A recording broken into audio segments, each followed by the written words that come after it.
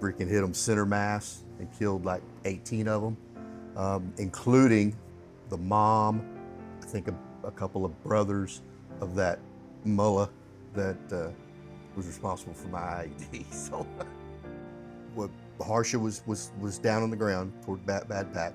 I had weapons released, and we got word that they were reorganizing and starting to head back up to the hill, to the mountain. And we did the first rocket-assisted projectile from the 777s. And before they got out and up towards the mountain, we freaking hit them center mass and killed like 18 of them, including, this is from Stacy, Captain Stacy, the mom and I think a couple of brothers of that mullah that was responsible for my IED. So, wow. Today on Oklahoma Echoes, we sat down with retired Colonel Casey Reed. After 35 years of service, Colonel Reed understands that genuine leadership cannot always be found in a regulation or taught inside a classroom. After graduating from Lawton High School in 1986, Reed enlisted and was commissioned as an officer in 1995. He went on to command at both the company and battalion levels. His service included the 2003 invasion of Iraq, Hurricanes Katrina and Rita, and a 2011 deployment to Afghanistan as the executive officer of 1st Battalion, 179th Infantry Regiment. His awards include the Purple Heart, the Bronze Star with Oak Leaf Cluster, and the Legion of Merit. He was also a member of Leadership Oklahoma before concluding his military career as the Oklahoma National Guard's Deputy Chief of Staff of Operations. However, this episode is about more than Colonel Reed's rank, assignments, and awards. As the commander of the Delta War Dogs, he became one of the leaders who left a lasting impression on me. His leadership could be unconventional and was not always straight out of the field manual, but it was grounded in understanding people, handling difficult situations, and doing whatever was necessary to reach his soldiers. Colonel Reed was the kind of commander who would personally pick up a struggling soldier and help get them into treatment rather than simply writing them off. He understood that taking care of soldiers sometimes meant stepping beyond the traditional boundaries of command and becoming personally involved when someone's life was falling apart. In this episode, Beyond the Field Manual, Colonel Reed reflects on combat, mentorship, command, and the lessons gathered across more than 3 decades of service. It is a conversation about the difference between holding authority and truly leading. Welcome to Oklahoma Echoes.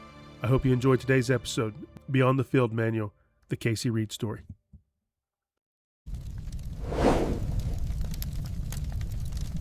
But, well, welcome to today's show. Have one of my old commanders here, Casey Reed, Colonel, right? Fullbird? You meant Fullbird, right? Yes, And so, yes. Colonel Casey Reed recently retired, and sir, I just appreciate you coming in. And I was trying to figure out, you may be the highest ranking person. I'm like, no, I've had 2 other colonels on here before then, so I forgot about them. But I do appreciate you coming. It's been a long time. Congratulations on your retirement, first and foremost. Thank you.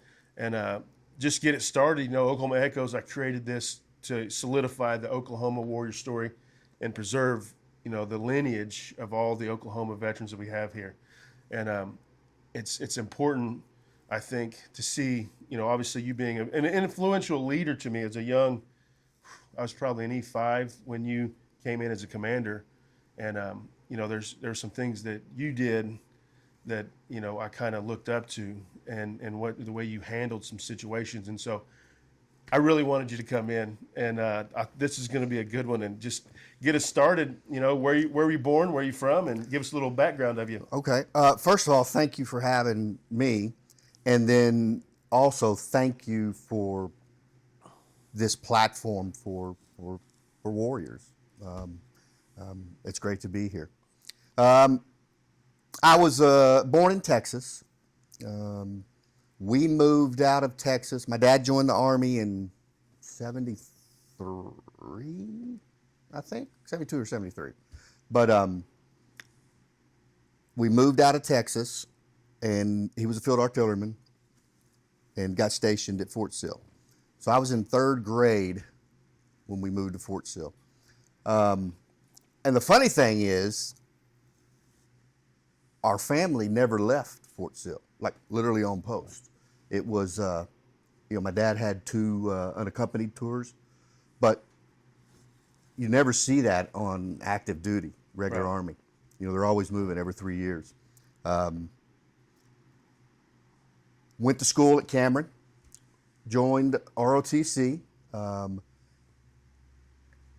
When I was a junior, really didn't like ROTC. And when I was a junior, this was when they were doing the the drawdown. So I said, "Hey, I'm leaving." They were, it was a voluntary thing. They weren't. They were like, "Hey, we got to cut down." So I left there, joined the Delta 2/180th Battalion, and fun story is I was the second one. There was 2 of us remaining when I retired. I wanted to beat the guy, but it was Sergeant Major Creekmore. Right. I think you might know him. And then from there, went immediately to OCS. Graduated OCS in '95, and first commission assignment was Delta Company 180th. So I was kind of Delta. So like the Nerds movie. Yes. Delta. Try Delta. No, absolutely. So what year did you graduate high school? 1986. And that was from Lawton High. Lawton. Yep. And so that Fort Sill. Yes. So that whole deal. So why didn't your family ever leave there? As far as is your dad stayed there, or No. what about when they retired? Did they stay in Lawton? Oh yeah, my mom and dad lived just north of Lawton, and just north of Medicine Creek. So he did his Park. military career there. Yeah, but he went. We went from when we were at Fort Sill. He went to Greece twice, a year at a time, and then he went to the first sergeant's course in El Paso, and then he finished that up going to the Sergeant Major's Academy in El Paso as well. So he stayed NCO side and Yes. didn't influence you at all to stay on that. You know what? That side. No, I once I left that ROTC program, I was actually going to get out, and they put me on KP one time, and I know the cooks were just kind of messing with me and stuff, but they made me crawl into the oven and clean it, and I got up, walked out, and went to the battalion commander who was trying to get me because I'd already had my degree to go to OCS, and I said, "Hey, I'm going to go to OCS." I'm not scrubbing any more stoves. That's hilarious. That is funny. That's exactly what it is. You graduated in '86, and then you joined right out of high school. Yes, I enlisted in '86. So you enlisted in '86, and have you been September. guard the whole? When I graduated high school, I actually enlisted into the reserves as a combat medic. So I went to Fort Leonard Wood for basic training, and then I went to Fort Sam for medic training. And then my family had moved to Hawaii. So I went, when I joined the reserves, I reached out prior to that to a unit in Hawaii and said, "Hey, would you take me if you need a combat medic?" And it was the 442nd Infantry. Go for broke. You look that up. They were the most Medal of Honor winners in World War II. Really? Yeah. Primarily a reserve unit? Yeah, primarily Japanese soldiers. Okay. Interesting. So then I went to Hawaii in the reserves, and then I came back to Lawton and went to Cameron, and that's where their ROTC started, and so forth. So you were driven for the college side of things Yes. right off the bat, and so Yes. regular Army, active duty wasn't ever No, a vision of yours. it wasn't. It Yeah. really wasn't. And I can remember, and my parents, if they watch this, they may not remember either, but I can remember they had bought me a car. And when I graduated in my senior year in high school, and they were paying it, all right, and they said, we'll keep paying your car as long as you don't go active duty. Like, Yeah, I tell my son that sometimes. Like, son, I serve so you don't have to, right. kind of deal. So he's like, hey, you don't feel like obligated because I did this. You have to. That's interesting. So they didn't even want you to go, but as long as you didn't go active. Yeah, yeah. And I think it was more of maybe finish the degree and yeah, stuff like that. And so it was, wow. And you did total of how many years? 38. 38 total years. Yep. Wow. And when did you retired last year? I retired October of 24, so coming up on 2 years. Okay. Golly, time flies, don't it? And I know. Yeah, I think I texted you because I was going down. I was going to go to your retirement party. That I think I texted you. I was like, I'm not going to make it. And, oh yeah, yep. And it was glad I didn't because then I seen everybody was dressed way too up. I was like, oh, glad I missed that one. And the old dog and pony shows are not my kind of thing. No, come on. Yeah. So when did you come to 45th?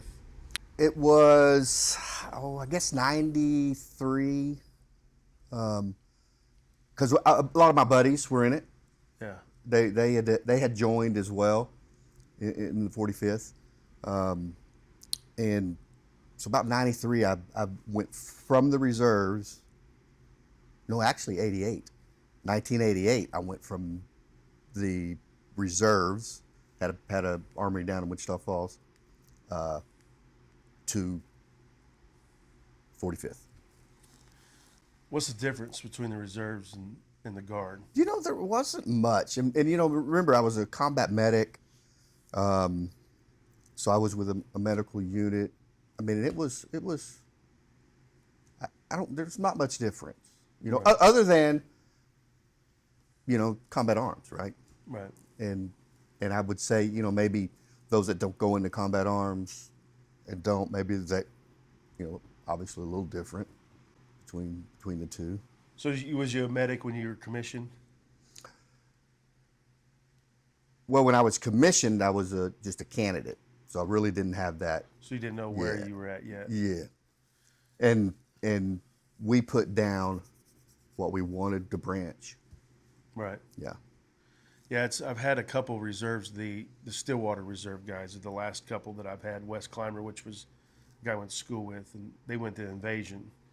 And so, I was kind of, the guard. Of Afghanistan or Iraq?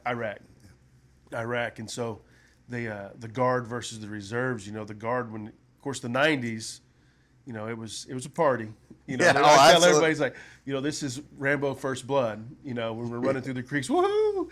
I mean, it was crazy, but then you seen the lockdown of when we started deploying. So you were in when the drawdown's happening with Clinton. Mm-hmm. And so talk about the transformation from the guard. And, obviously we're very biased, being guard guys and reserve guys and 45th guys.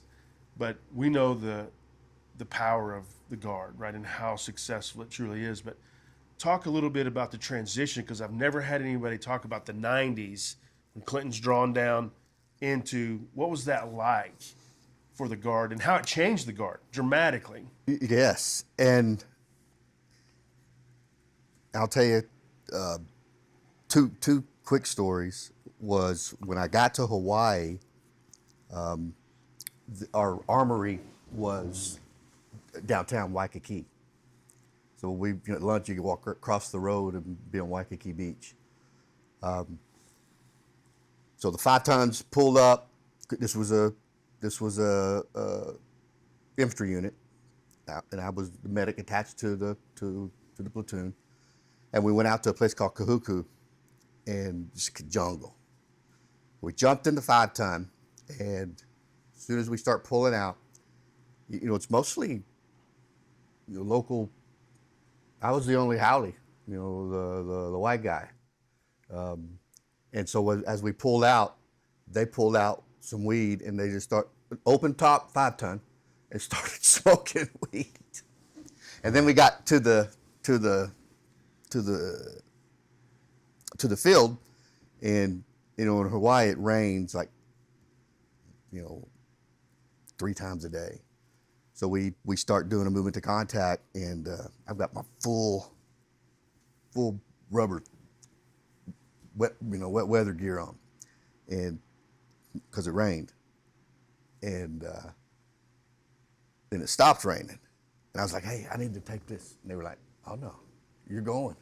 So I spent like 4 hours in freaking 90-degree heat with, Just dying. but they were good guys, good people.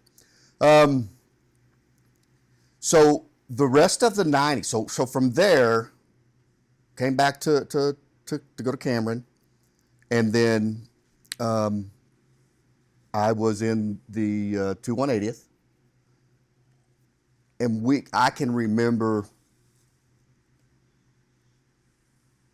in the 2/180th that we sometimes couldn't pay to go to the field. So we couldn't pay to, we had to pretend shooting toes, not even with the little shotgun shell. Mm-hmm. Yeah, because of cutbacks and budget.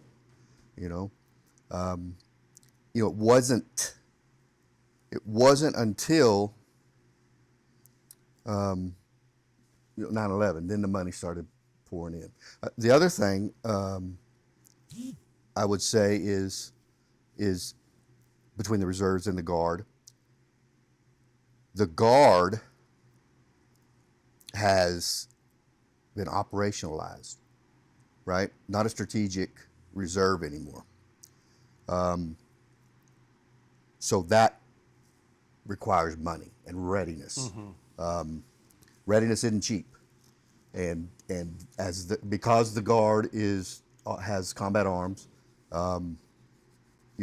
which I didn't know that either. They the leaned on reserves us. don't have that. No. I didn't know The that. only one that doesn't. The only one that does is a combat arm is the 442nd in Hawaii. Okay. Go for broke, and they're still a reserve unit, but they train with the Hawaii National Guard an infantry unit. Yeah. Pretty cool. Interesting. But yeah, it's a strategic reserve. Although they were in this global war on terrorism fight.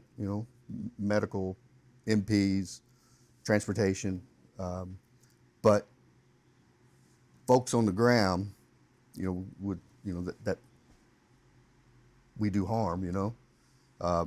Is a different kind of operational. The other thing, because Gruber didn't even have like heat and air in the barracks. No. We didn't. If you had hot water, we were lucky. It was cooler to sleep out in the field. Yes. And it was just nuts. Everything was run down. Yeah. I remember forever. I was like, why don't we do that obstacle course? They're like, shoot, it'll fall apart. Yeah. But once that faucet comes open, and really. And I didn't really get this until I was a brigade AO, a lieutenant colonel. Those G staff, the G1, G3, the grounds, they know how to get money, and they know what to do with it. So that's why you also see a lot of good stuff, especially at Gruber. Right.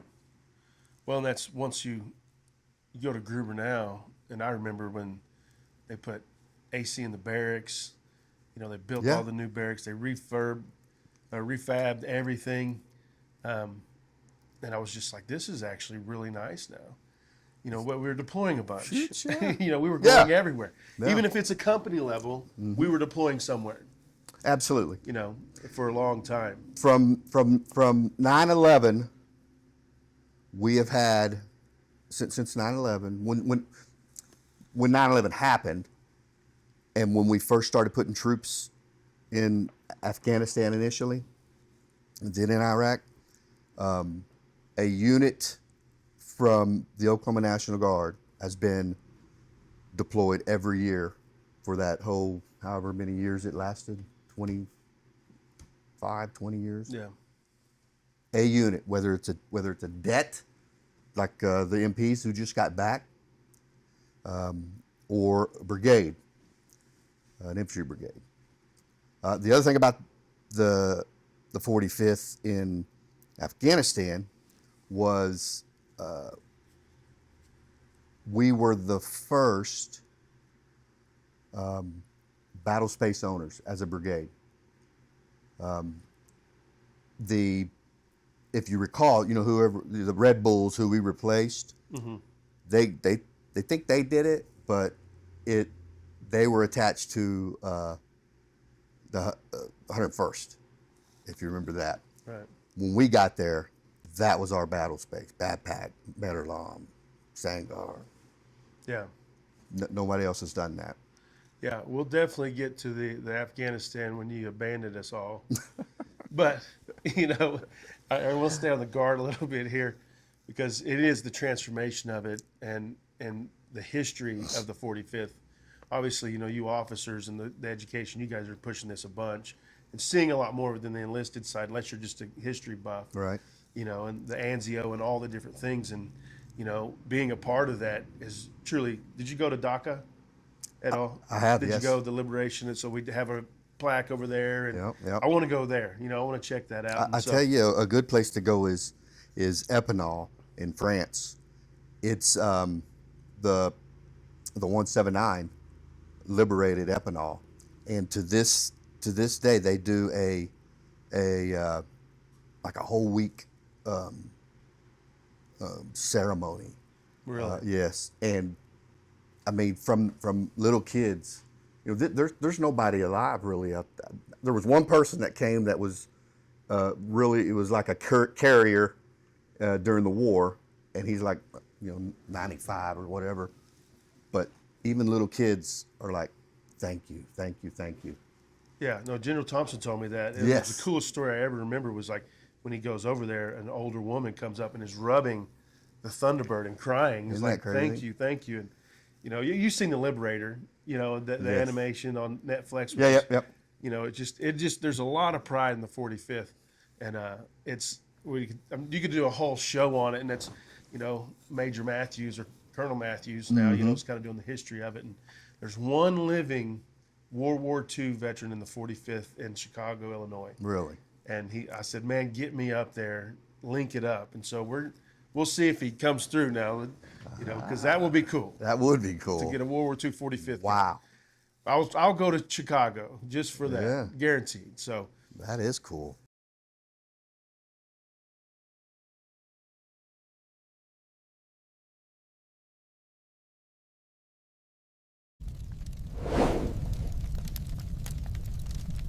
But yeah, you've seen the transformation. I get it in 98, and, even that small time from 98 to 01, like I said, partying, drinking, smoking weed, having a good time.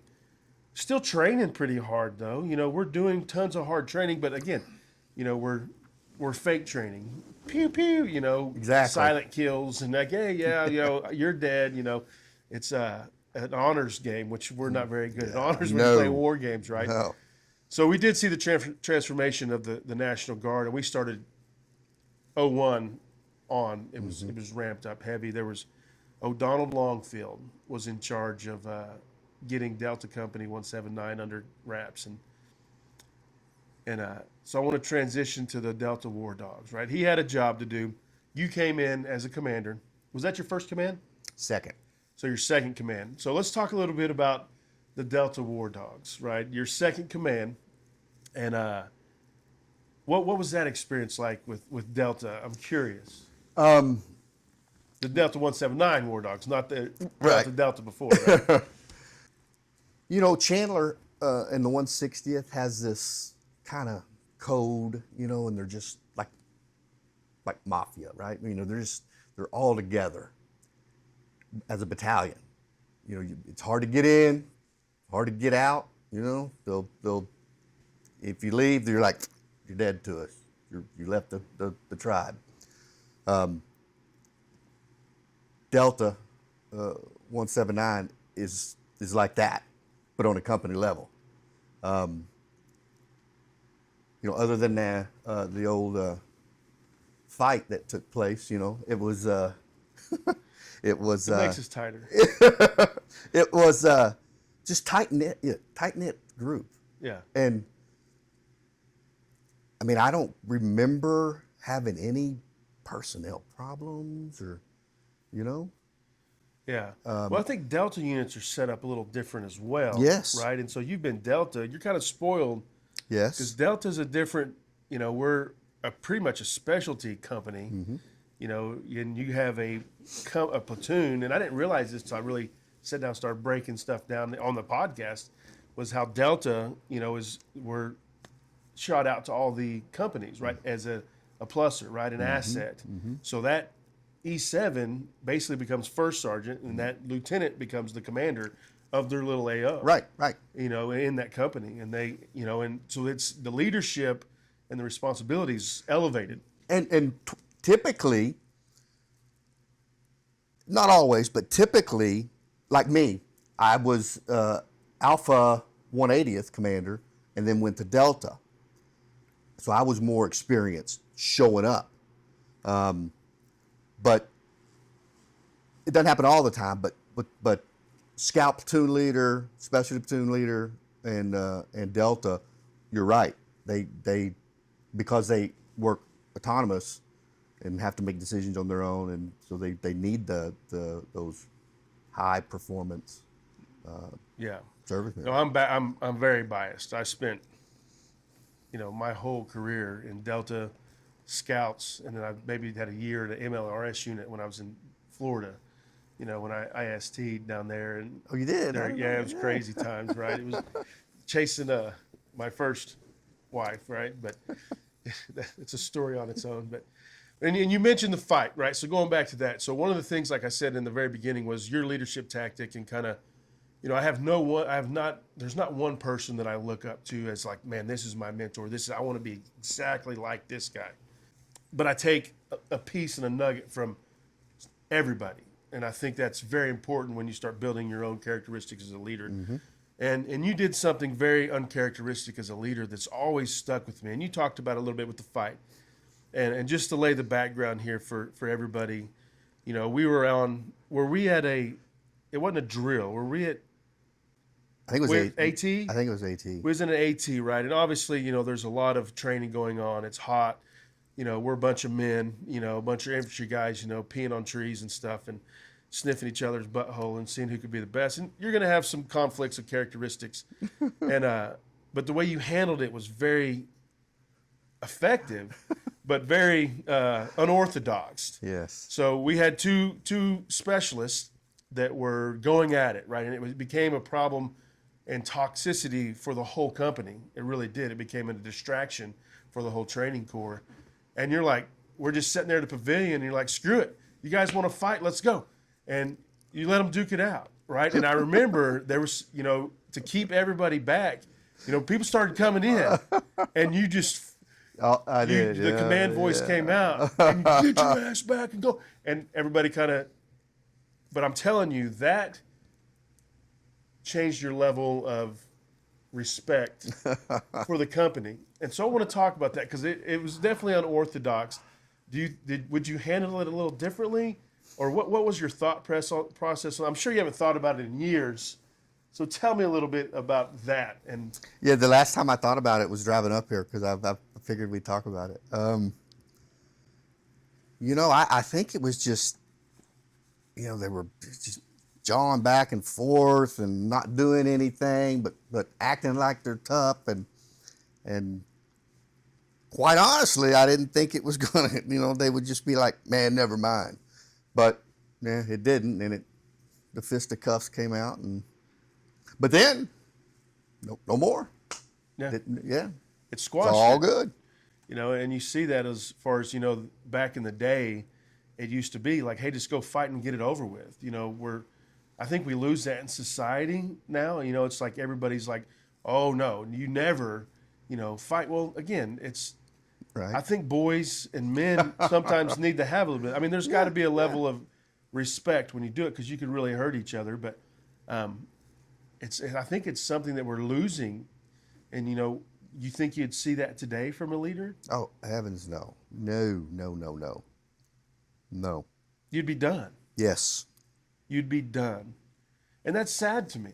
You know what I mean? Is that, when you think about how we're just declining in society on that, you know, and again, I'm not promoting anybody, Right. you know, fighting, but sometimes that's the best way to handle some stuff. Yeah, it can be. Just like it worked out, you know, for them, I guess, too. Me too. So, you know, it could have been bad. But at least when you have conflict with somebody, I mean, you got to engage somehow, right? Whether it's anything from an email to go and talking to them, or conflict resolution is a whole continuum. We went to the high side of the continuum at that AT. Mm-hmm. Yeah. Well, it changed. You had a whole different respect from the guys, and I promise you, everybody remembers that. And we talk about it at some of the reunions, and oh yeah, I remember Captain Reed, dude, sat there and let us just ball it out. And I actually went and seen Duncan. He's driving a car, one of those B mods at Aero Stadium in off of 412 out there, Eastern Oklahoma. Yeah, Eastern Oklahoma, and so he sponsored Oklahoma Echoes, or he put it on the car logo, and so it was a pretty cool little deal. I haven't seen Duncan. Duncan? Yes, and it's still Justin Duncan. Wow. Chewing on cigarettes, and I mean, it's Justin Duncan. Nice. It's funny, but yeah, and it was him in Durban.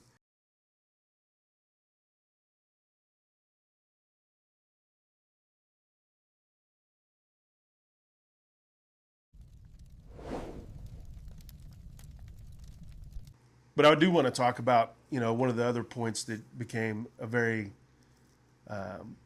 moving you up again in stature in my mind as a mentor was when I had a soldier that was dealing with a bunch of issues. He was actually my point man from Afghanistan. A little unbeknownst to me at the time when I talked to General Thompson, when I called him and said, hey, I need some help here.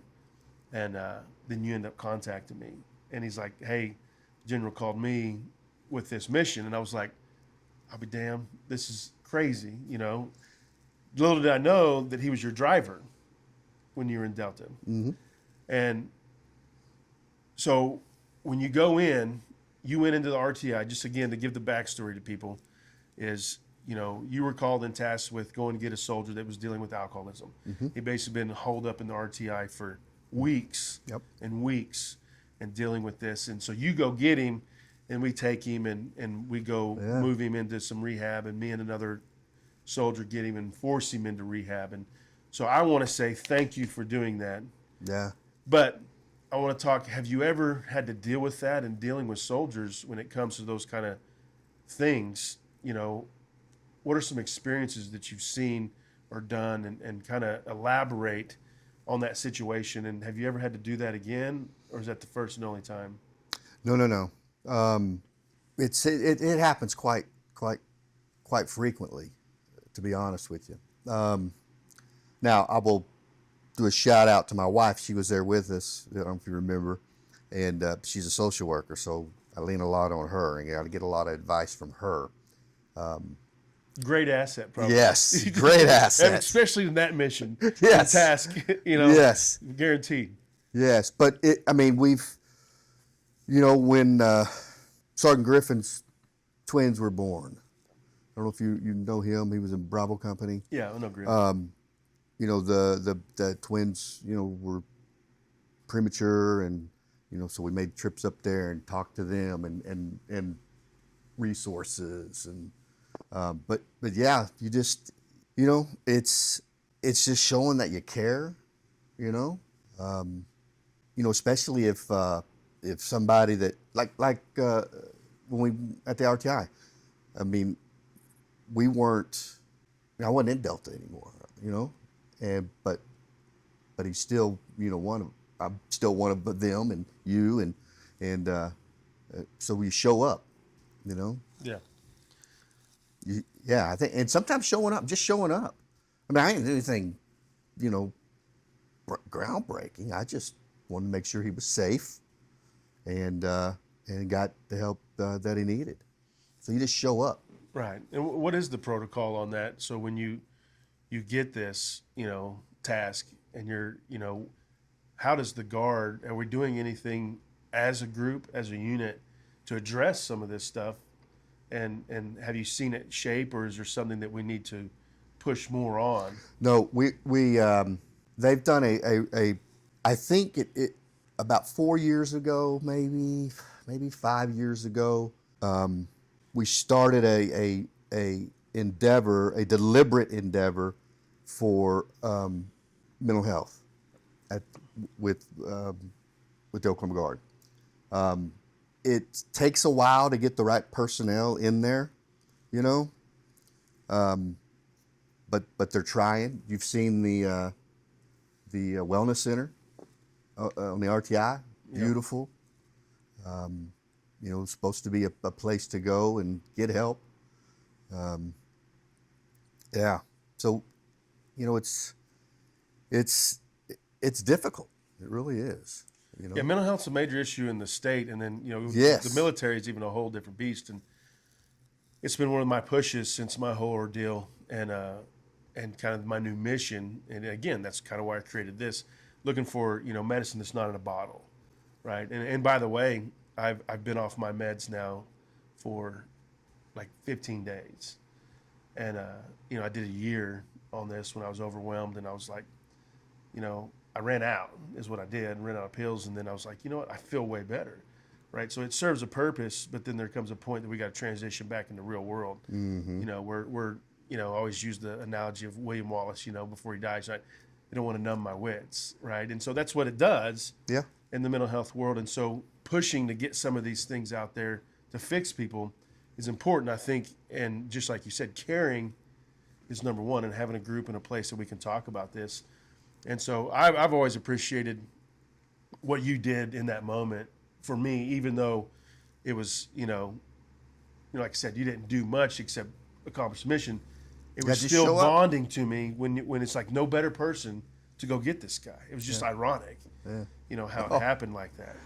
I was just like, holy crap. It's, of all the people to call me to, hey, I'm going to the RTI to get him. What's the status? And I'm like, holy crap, this is amazing. I appreciate you being here. And so just another time that, our paths crossed, it was important to me. And what you didn't see is when we first got there, my wife and myself, he wasn't opening the door.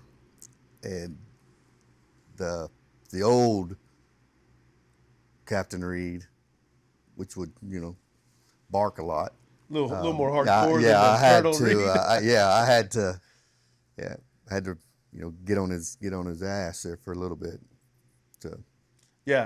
No, he's coming on here, and so I'll let him tell the story, and we'll tell his name then. But he's been sober for 3 years now. He's doing really well. Had a baby.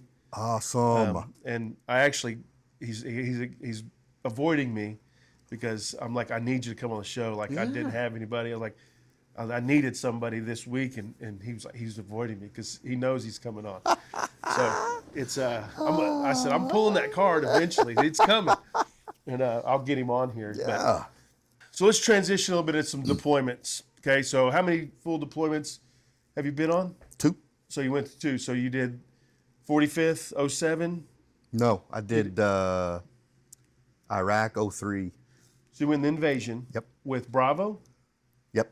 Oh, under Captain Wyatt. Yep. All right. It was. You were a lieutenant there. It was Major Thompson. Okay. Captain Georgiitis and Captain Reed was the, and then we had some NCOs in the C2 shell. So we built a command and control cell. There's about, 7 of us in that.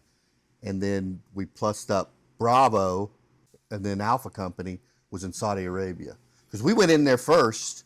We got there, we did our PDSS in early December, before 4 months before the war started.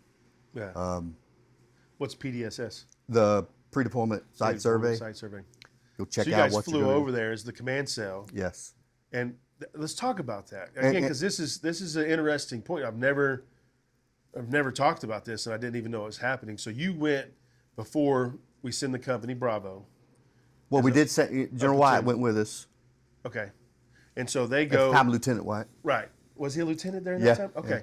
yeah. We threw You him need to get him on and ask him about why he was still a lieutenant. Yeah. No, I want him too, but if they're still active, if they're still in, it's a little hard to get them on here. That's sometimes, true. But they kind of shy a little bit to the camera. Yeah. They might say something that's damning. But so that's interesting to me. So they go, you fly out to, where'd you go? Iraq? Kuwait. So you went to Kuwait. Yep, at Doha. All right, talk to me through that. And so what are you doing when you're doing a pre-deployment site survey? Well, the mission was guarding Patriot missile sites in Kuwait, because Saddam was acting foolish, and so they were moving Patriots in to protect Kuwait, and then we were the Sec 4 for various Patriot batteries. So we had one at Doha, Ali Al Salim, John. So during that PDSS, we would go, okay, this is where they're going to be. This is where they're going to sleep. This is, where they're going to keep their weapons, whatever. Just so when the force got there, it's like advance party. Right. Then we're just. So you guys, the Patriot sites were in Kuwait. Yes. So the mission was never pushing into Iraq. No. And they never even hinted at that. There was some tension, during that time, but I don't know that we thought we were going to do it, because I remember talking to as a young captain, me and Major Thompson, we were like, man, would that be crazy if we're out here just guarding stuff, but then we get pulled in and freaking get a right shoulder Thunderbird, Being double Thunderbird. But I don't know that we actually thought that would happen. Yeah. To be honest. Yeah, no, and so because you guys, it's like the perfect deployment, and I was supposed to be on that. That's when I IST. It was when I was in that transition, and I write about it in my book. I almost quit the military. So Tripper, Sadler, Lou Brown were in that. They signed me up to go. Oh yeah. Because we were the three amigos in Delta. I come back, they come back almost the same time, and they were just kind of like, I was out. You know what I'm saying? I was a slick sleeve, and I abandoned my buddies. And like, it'll take some time. Dude, I almost quit the guard. I talk about it in the book. Like, it was a hard transitional time for me. Yeah. And so that's the perfect deployment. They got 8 months. They're in Fort Carson, 8 months guarding. Then they go up into Iraq. A lot of guys get contact time. Get. Lou's got a ARCOM with V. Yep. And so talk a little bit about what that mission and when you guys actually pushed into it, because nobody's ever talked about it. I know General Wyatt, as a lieutenant at that time, was ends up getting a Purple Heart and getting some other things going on. And I know he was dealing with some issues with the PTSD issue after that. But talk to me a couple stories, and being the command and control, tell me a little bit of that. All right, well, the first, up until, I would say mid-February, towards the end of February, we kind of thought we were potentially going to go in, because, all of a sudden, freaking 3 corps showing up, and, everything is just expanding. You're like, might be happening. It really had 2 different phases for us. The first one was the invasion. And what that looked like for us is those Patriots that were there and the Sec 4 platoons that were guarding them did the invasion. One went a little south to Basra, and then one went to Najaf. That's where Jessica Lynch got kidnapped. And I forget where the other one was, but they all moved forward. And then we moved forward. The command group went forward, but came back. We were just doing making sure they had everything. but we came back to Kuwait, and then once the missile threat was over, the Patriots came back, and they came back, and the next day they were packing to go. They were going back to El Paso. So somebody in the CFLIC, Combined Force Land Component Commander, some staffers in the CFLIC said, "Man, we got an infantry unit here. Did y'all know that?" And somebody got a hold of it and said, "Prepare to copy."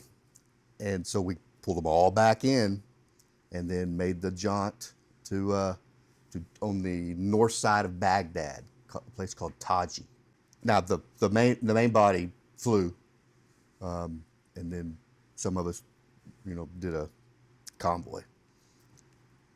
And then from there it was, and that's it. It just is go from here to there, and we were attached to the 4th ID, the Vardy, the artillery brigade, at Taji.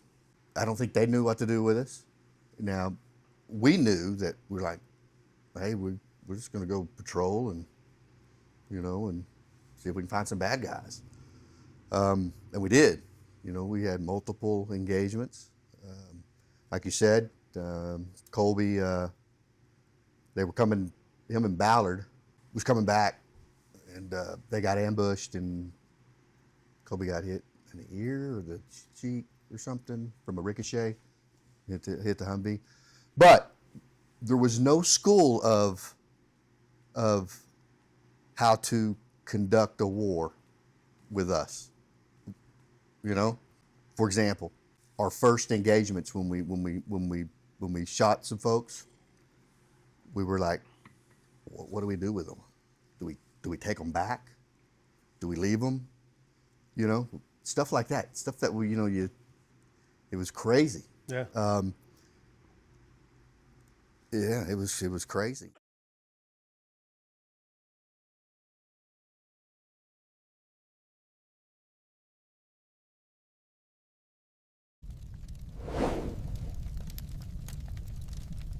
The other thing, now we were also fortunate that when we were there, that IEDs wasn't a thing. It was after we left, and that a lot of carnage happened with that. But yeah, we were driving Humvees with doors off of them, and one of ours we took from Kuwait. It was a range control Humvee. It said on there, range control. Yeah. So we just kind of fumbled our way through it and hoped, that we didn't get anybody really hurt. And really didn't. No. And they were doing missions a lot. Yeah. A lot.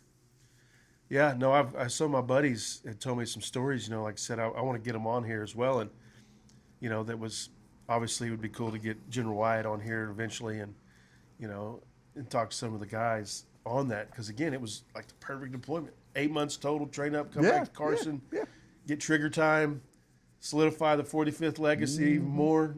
And the very first push into Iraq. Yeah. The 45th was there. And so that's interesting, man. I didn't realize we were the first unit. We were the first National Guard unit to receive CIBs since Korea. Wow. Yeah, it was a hard time when they came back because all my buddies were there. And matter of fact, my daughter was born. Check this shit. March 19th, 2003. And that's her right there. That freedom is worth fighting for, right? Her, when she was born, I'm in the hospital. Again, once you read my book, you got to read my book. I will. I'm holding my daughter, and I'm watching the war start off, and I'm just like, I need to be there. And it messed with me. Yeah. I'm not even playing. Yes. Not even playing. Yes. Like, I almost quit the military because of that.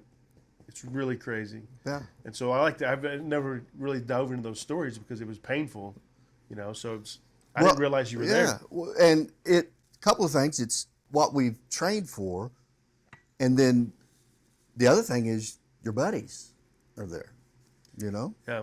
And I think a lot of times, and you start talking about coming back, like these guys, it messed them up. No, I know there's a couple of them that were, because there was no yellow ribbon. No. You just came back and here you go, you're civilian again. Yep, bye. You throw back into it. And so when people start talking about, and they don't understand when you hear these special operation guys that are flying over 2 weeks, coming back and eating dinner with their family the next day, like, dude, that's a special person. Yes. A very special person, because that's handled with care, because it's a struggle. I don't know how they do it. Yeah. And we've come a long ways when the military is trying to, reassess people back in the civilian world. But no, you're exactly right. It's been it was crazy. Just. And they talk about it. Like one of them, struggles with a lot. And he's up in Kansas, and so, anyways, I didn't realize you were there. I'm glad you shared that. It was pretty cool. The other thing I think that really helped us out as well is we had just finished a rotation at JRTC, the 45th in shitty ass Fort Polk. Yes. Dude, it's crazy how much and far back Fort Polk goes. Everybody that was drafted in Vietnam, then they go to Tigerland. They all talk about Fort Polk. I'm just like, oh my God, what a shithole. Mm-hmm.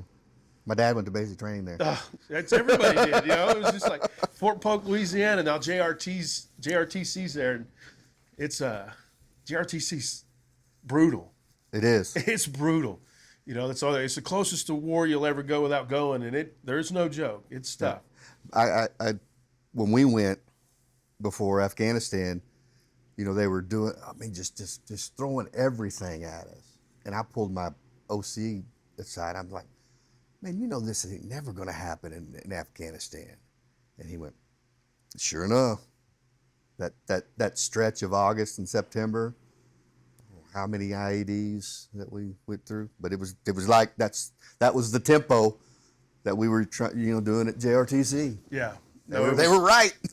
Yeah, there's a method to the madness, whether you agree with it or not at the time, but it's nuts. So what happened? So in 2003 you deploy, right? Come back, and where do you go from there?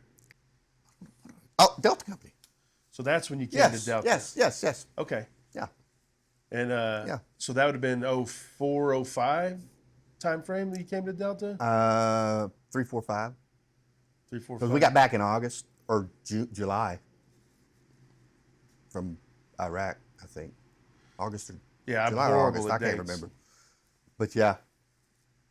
Right. So then you come to Delta 179, and so then you're the commander for 3 years, 2.5 years? 3 years, I think. Pretty close. Like that, yeah. Because I went AGR January of 06. Because 05 we went to Katrina, and I wasn't on AGR yet. So you were the commander for Delta Company in 05 when we go to Hurricane Katrina. Yes. And I forgot about that. I really did. And we convoyed down.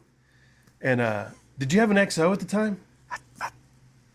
I doubt it, just because Deltas. And why I ask is logistically, right? Logistically, it's kind of the XO that does, gas, and we ran out of fuel. We didn't. Let me rephrase. We didn't run out of fuel. Right. But we almost ran out of fuel because we did not realize 100 miles. How far out were we from New Orleans before? And there was no power, no fuel. Yeah. And we almost ran out of fuel. Whose fault was that? Ultimately mine, no XO to blame it on? No. I don't think. I wouldn't have blamed him. I might have talked to him privately. Right. But no, it was my fault. I just, assume, and you know what that means, but from that we were going to top off at Shreveport or just outside of Shreveport, but no, it was all gone. And that was crazy times anyways. Because you see the carnage and the wreckage 100 miles before you get to New Orleans. Yeah, crazy. Just far as stuff being shut down and just what we were going into. And that was a jungle we were going into. It was probably one of the craziest things. Were we full martial law when we rolled in? They went back and forth. Like somebody said the governor was saying and the mayor, we're gonna implement martial law, and I think some other folks came out and said, you can't do that. And I think it kind of, because there was a time when we were trying to get those people out, and they wouldn't go, and some of them we got a little forceful with, because they were talking that whole martial law, and they have to evacuate, but after we found out we weren't going to do that, you can't make them evacuate, and then we just would go, hey, we got a free ride for you, get on the bird and get out of here. If they said no, then we said, hey, write your Social Security number on your arm, so we find you when you die. Well, that was crazy, just seeing the intermingling of FEMA, the military, local authorities, PD, everybody that's coming down here to help. Yeah. And, we're checking houses, how FEMA markings go, and, dead bodies everywhere. Everywhere. You'd have a green fly land on, where that sucker just came from. It came from a dead body. Then we break out in the rash. Yes. And then you start getting quarantined on the Mississippi or wherever you had to go. Oh my gosh. Was that not just the craziest times ever? Yeah. There should be a VA, like a presumption disability from going there. That place, it was nuts. It shaped my life pretty crazily. I was just like, holy cow. Just another experience that the Guard will give you. Yeah. And going down, I had no idea. No idea. No, all we knew, we seen on the news, like the guy shooting at the helicopter. Yeah. And so we knew we were coming into, and again, I talked to some other people. I only had like 3 bullets. Right? I mean, we didn't. I don't know. Did we draw ammo hardly? But then I've talked to other guys that were full combat loaded, and I was like, we were taking them from ATF and all the people, the private security that was down there. They were giving us, like, holy crap. Because you had to shoot a lot of dogs to stay alive down there. They were dogs everywhere. Yeah. Yeah, I think we did. I think we had. I mean, I don't know. If I didn't have a bunch. I don't know. Yeah, it wasn't a bunch. Maybe one magazine. Yeah, I can't remember. I just know I didn't have a lot of ammo, and it was people. We were gathering ammo from people because it wasn't the safest place to be. No, it wasn't. It was pretty nuts, and so I forgot you were the commander during that, and First Sergeant Carlin. Yep, and we stayed on the golf course for a right time. There. Yeah. War Dog Country Club. Yeah. That's from Waddell. Yeah. That is it. That's it. Yeah. He gave it to me. I went to his house the Yeah, because he was in RCP, wasn't he? Yeah, that's your command right there. Yes. War Dog Country Club, Katrina. That's awesome, man. Yeah. I'm going to take a picture of that. Yeah. No, I will. I put it on there. It says established in 2005. Operation Katrina. Established 2005. So, jeez. Yeah, because I think Pando's in a lot of those pictures, so I think Pando is your driver. Yeah, I think it is. Yeah.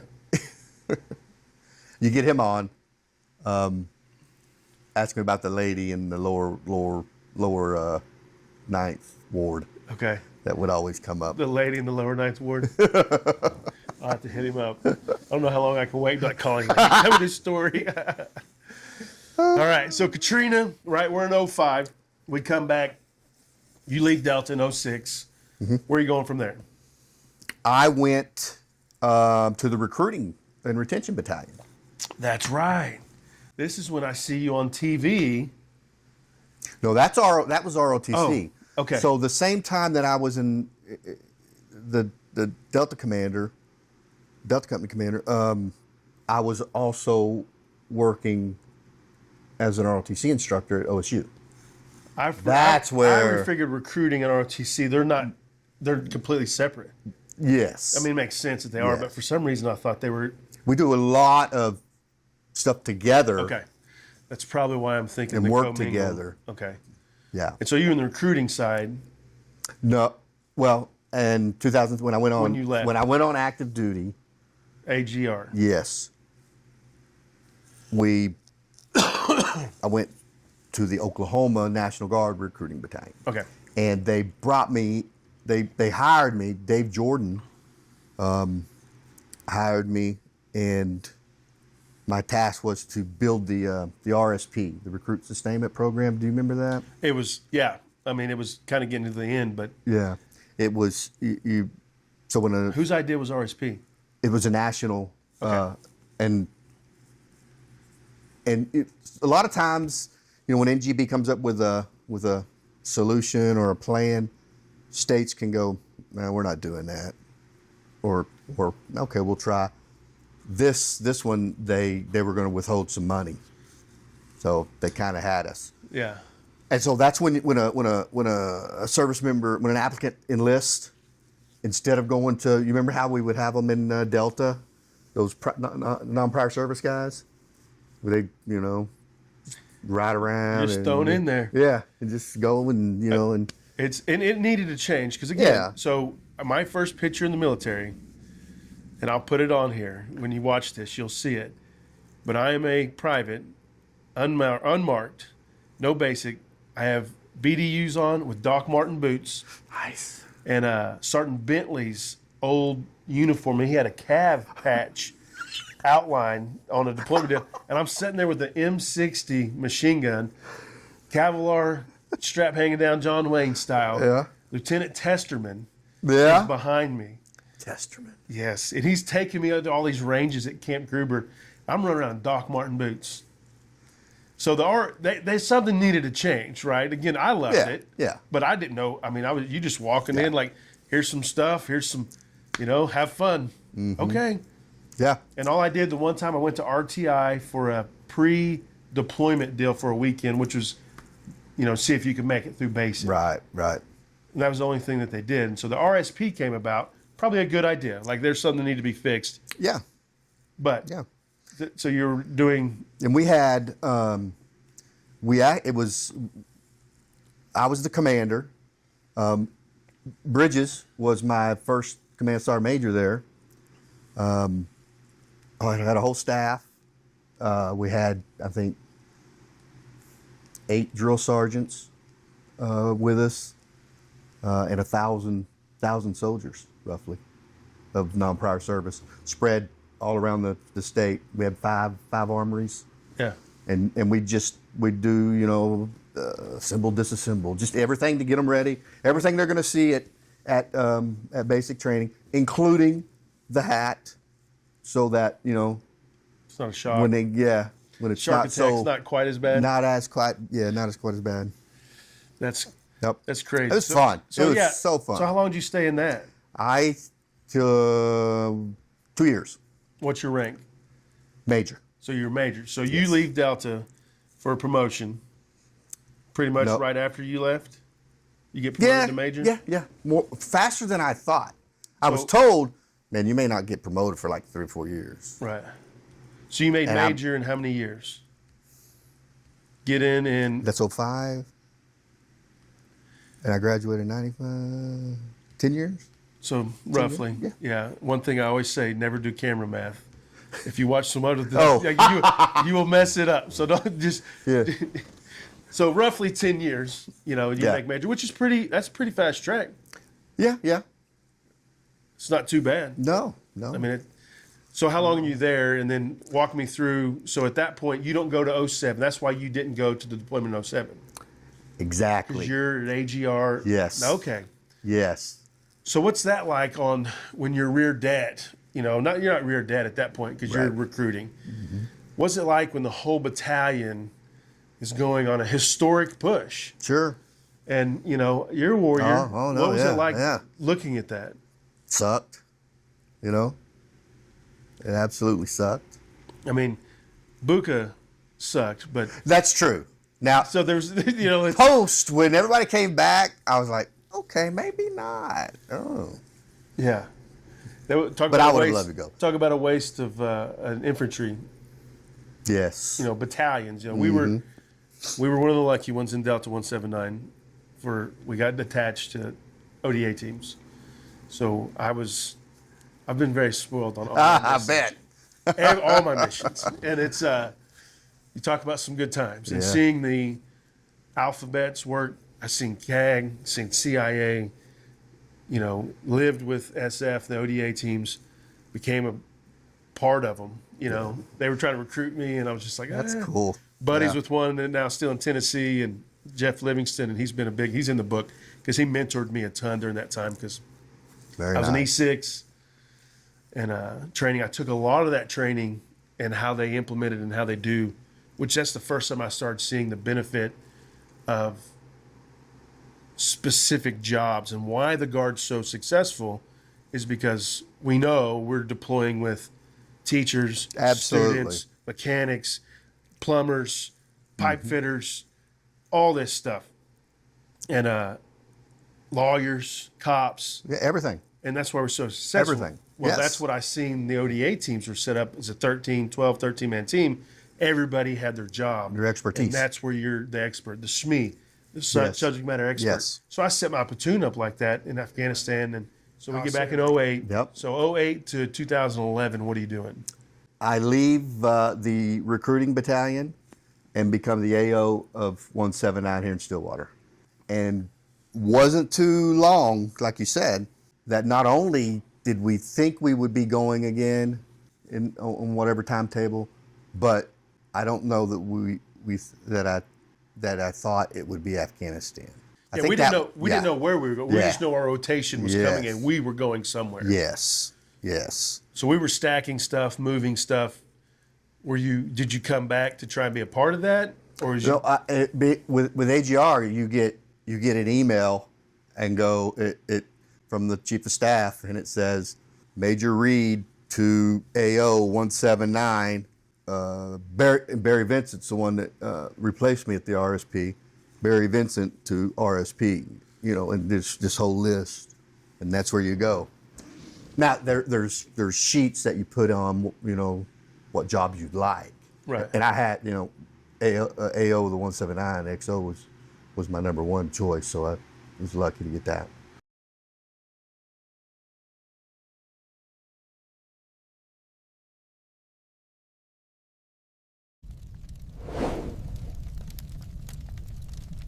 GRTC, we talk about creating leaders. And again, I'm one, change my mind here, that I don't think a textbook can truly make a leader. Is that an accurate statement? Yeah, by itself, no. You really can't just, read the memorize principles of leadership, the 11 principles of leadership. That's not necessarily going to make you a good leader or any leader. Right.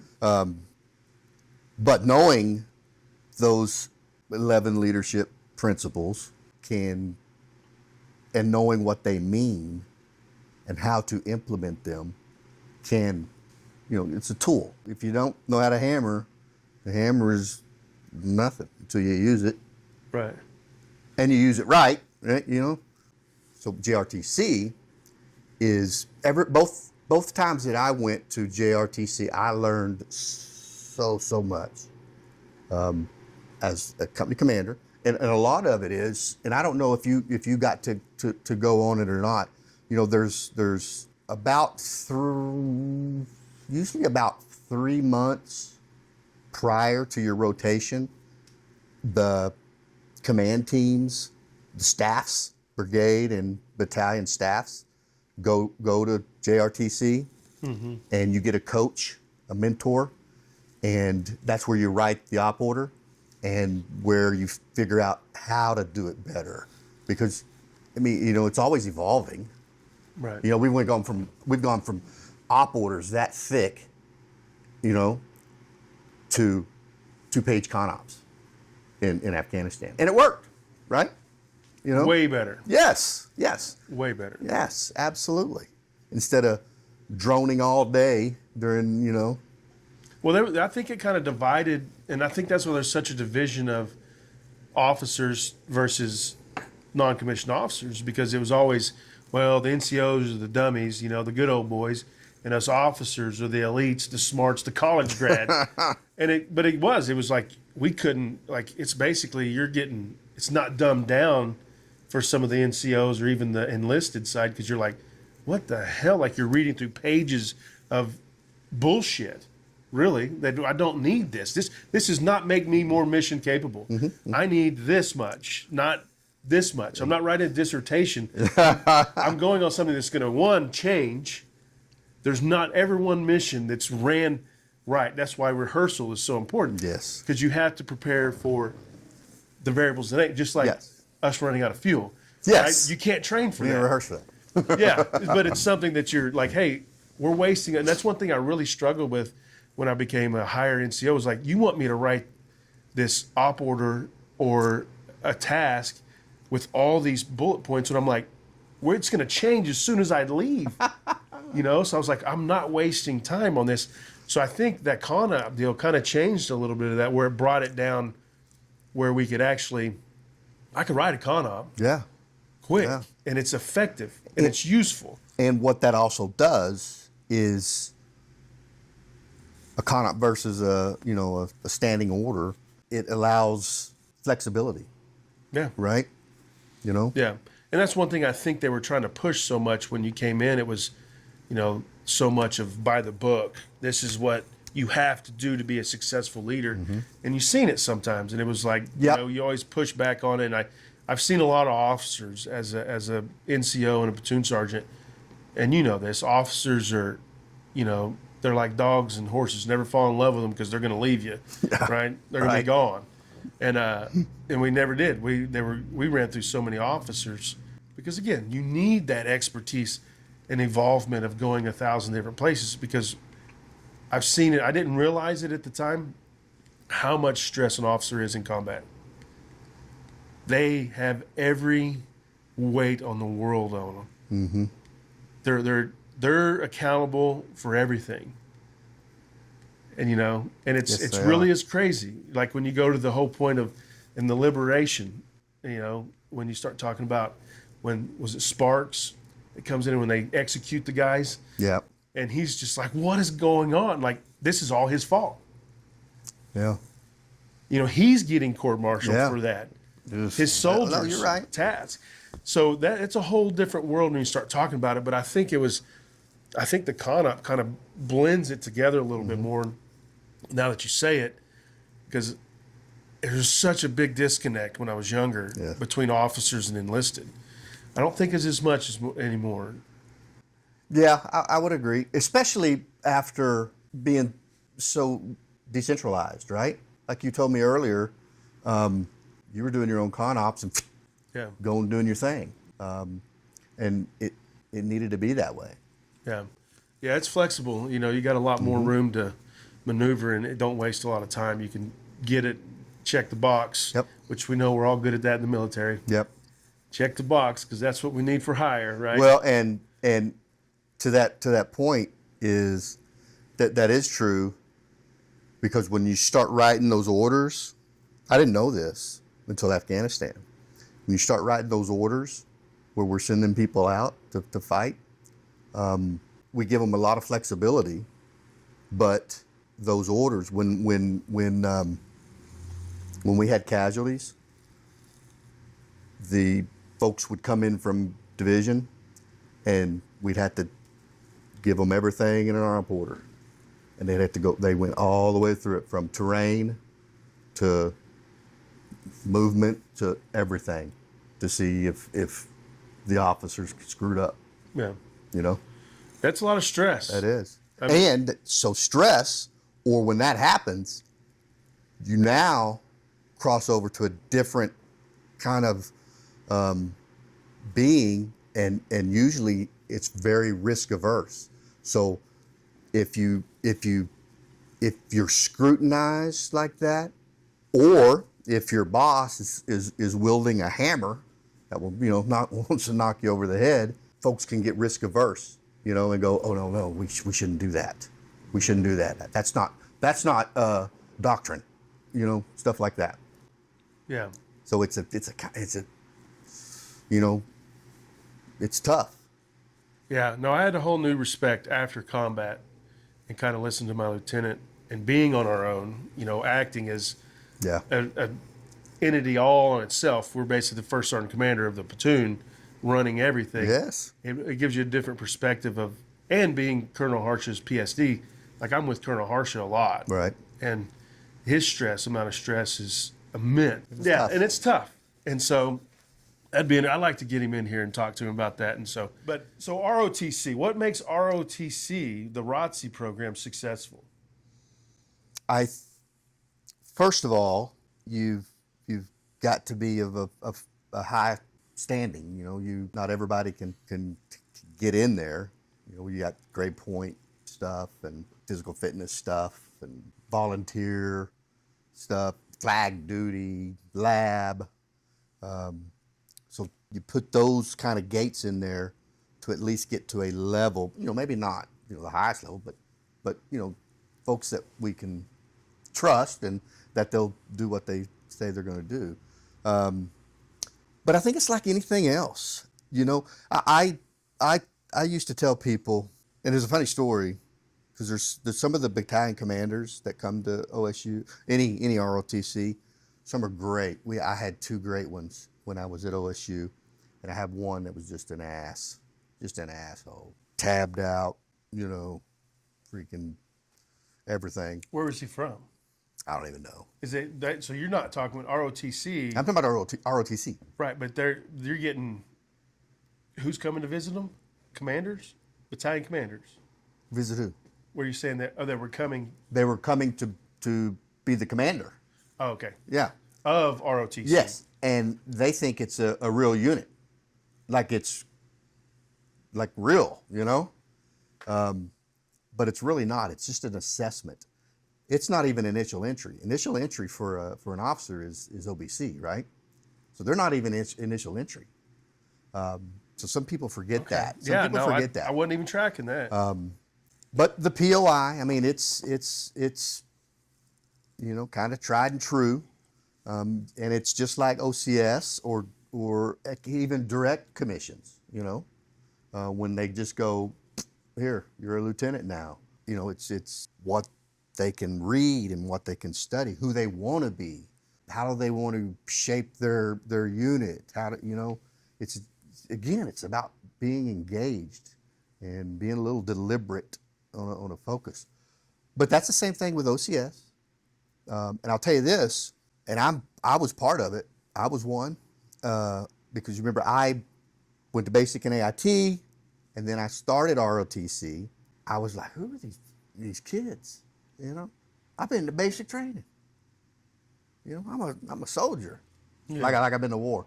Yeah, you got a leg up on them though. Right, but here's what I see. It's not a blanket statement. Everybody that I have ever talked to that's in the Guard and wants to go to ROTC, I tell them this: do not go in like you know every damn thing. Because people that are going if they're in the Guard and they're going to ROTC, they're probably E4s and below, right? Mm-hmm. But they do have more. I mean, they can do right face, left face, right? Maybe they've been to AIT and did some infantry stuff. Maybe not, because there's at that stage they're just walking, right? Right. If you can walk, then you're good. But sometimes those prior enlisted come in, and I was the same way. I'm like, I ain't listening to this. I ain't listening to this dude. I've been to basics, Damn. just like you said. Yeah. So I absolutely that can ruin some people, and I've seen plenty of them said, I ain't doing this, just because of that. Yeah. Because some guy that's never been to basic or AIT is the colonel, is the cadet battalion commander, and why do I have to salute him? Well, because he's cadet commander. Yeah. Yeah. So, and what's really cool is, for example, I just went to Caleb Emdy. You know him. He's a ROTC. He was a Dot and Delta. Yes. He was just changed command. He was a recruiting battalion commander here recently. Now he's the G1, getting ready to make 06. Brent Weiss was another cadet, getting ready to make 06. Matt McCoy is another cadet when I was there. I'm going to his promotion at the Pentagon on the 2nd of October. It's really cool to see, them grow and do well. Right. Yeah, it's pretty cool. Yeah, no, it's interesting. Like I said, it was They tried to direct commission me, and I was like, I avoided that stuff. And I was like, because I had my degree, and I was like, Ah. And I was like, nah. They're like, I said, if you just pin it on me, I ain't going to do all these classes. And I was like, I couldn't ever be on that side of the. That's like when, because me and Lehan went through BNOC together, Oh yeah, I remember that. and then he changed to the dark side, and I was like, what? Next time I see him, like, what are you doing? He's like, man, and so it was kind of crazy. I avoided that. I resisted that temptation of sin.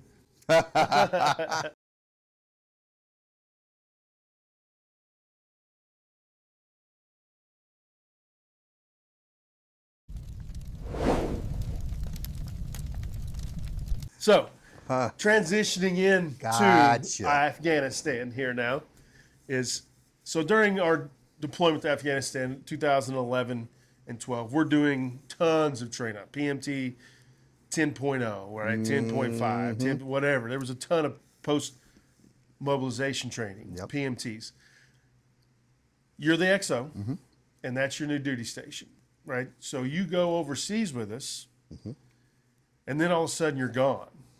Well, I was. Walk me through a little bit of that transition of what you were doing. We and how got. that went down. We got to. When did we get there?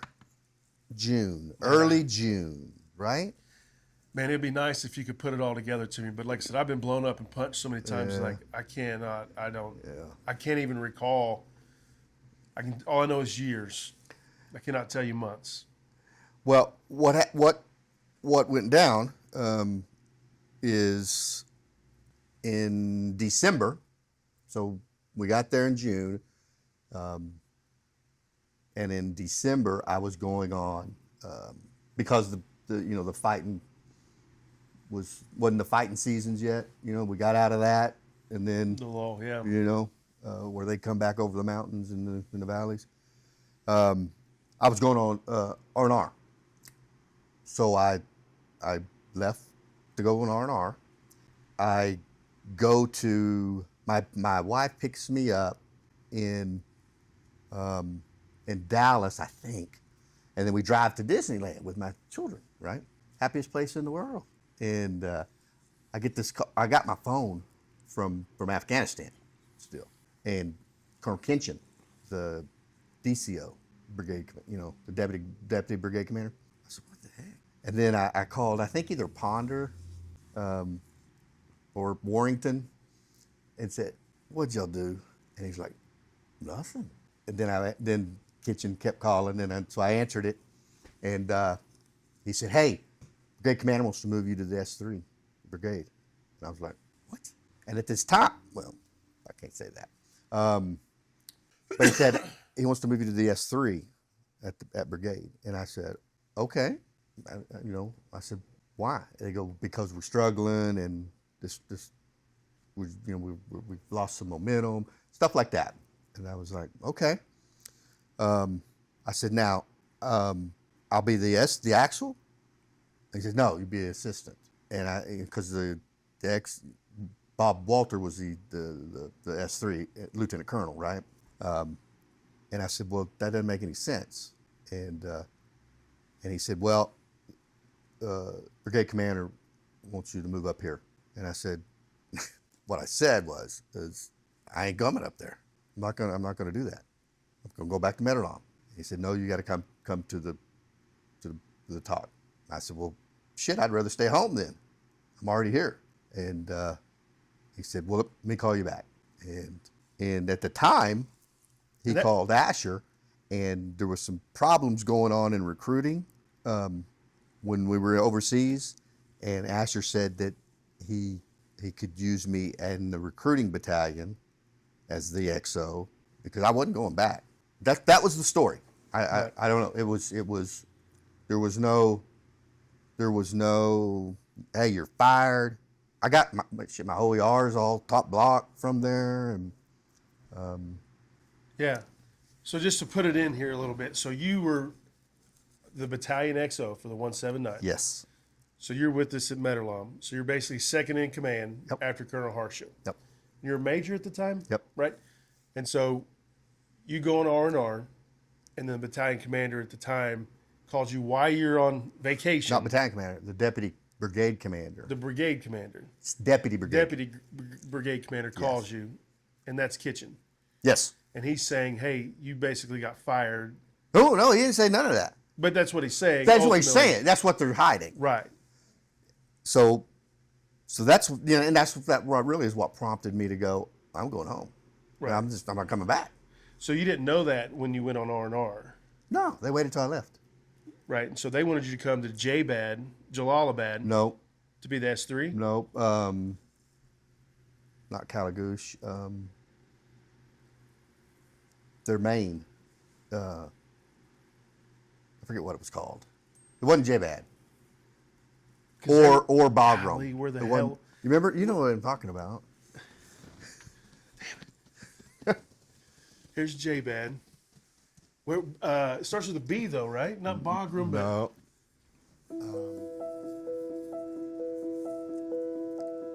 Gamberry. Gamberry, yes. Gee, you're right. Gamberry. I knew there was a berry there. Yes. So they wanted you to go to Gamberry. Yes. To be the deputy S3 under Walter. Yes. Under the thing that's, hey, we're screwed. The S3 shop's screwed up. We want you to come up and fix it. And then I said, as the actual S3, he said, no, assistant S3. I'm like, no. No. So I'm like, so I'm just like, oh, what the hell's going on? Nobody's ever talked to me. One thing I did do. Who's the brigade commander? Ward. Joe Ward. The only thing that I could think of, now this is all not true anymore, but for the first 10 years, I was like, what's up? I said, the only thing I did was Yandell, the Brigade XO, called me. I don't know why he called me, and said, Colonel Ward wants you to fire Sergeant Major Smith. And I said, I'm not firing Sergeant Major Smith. God rest his soul, right? We just lost him. I know. I said, first of all, I can't. It's got to be the battalion commander, or probably the brigade commander for a sergeant major, right?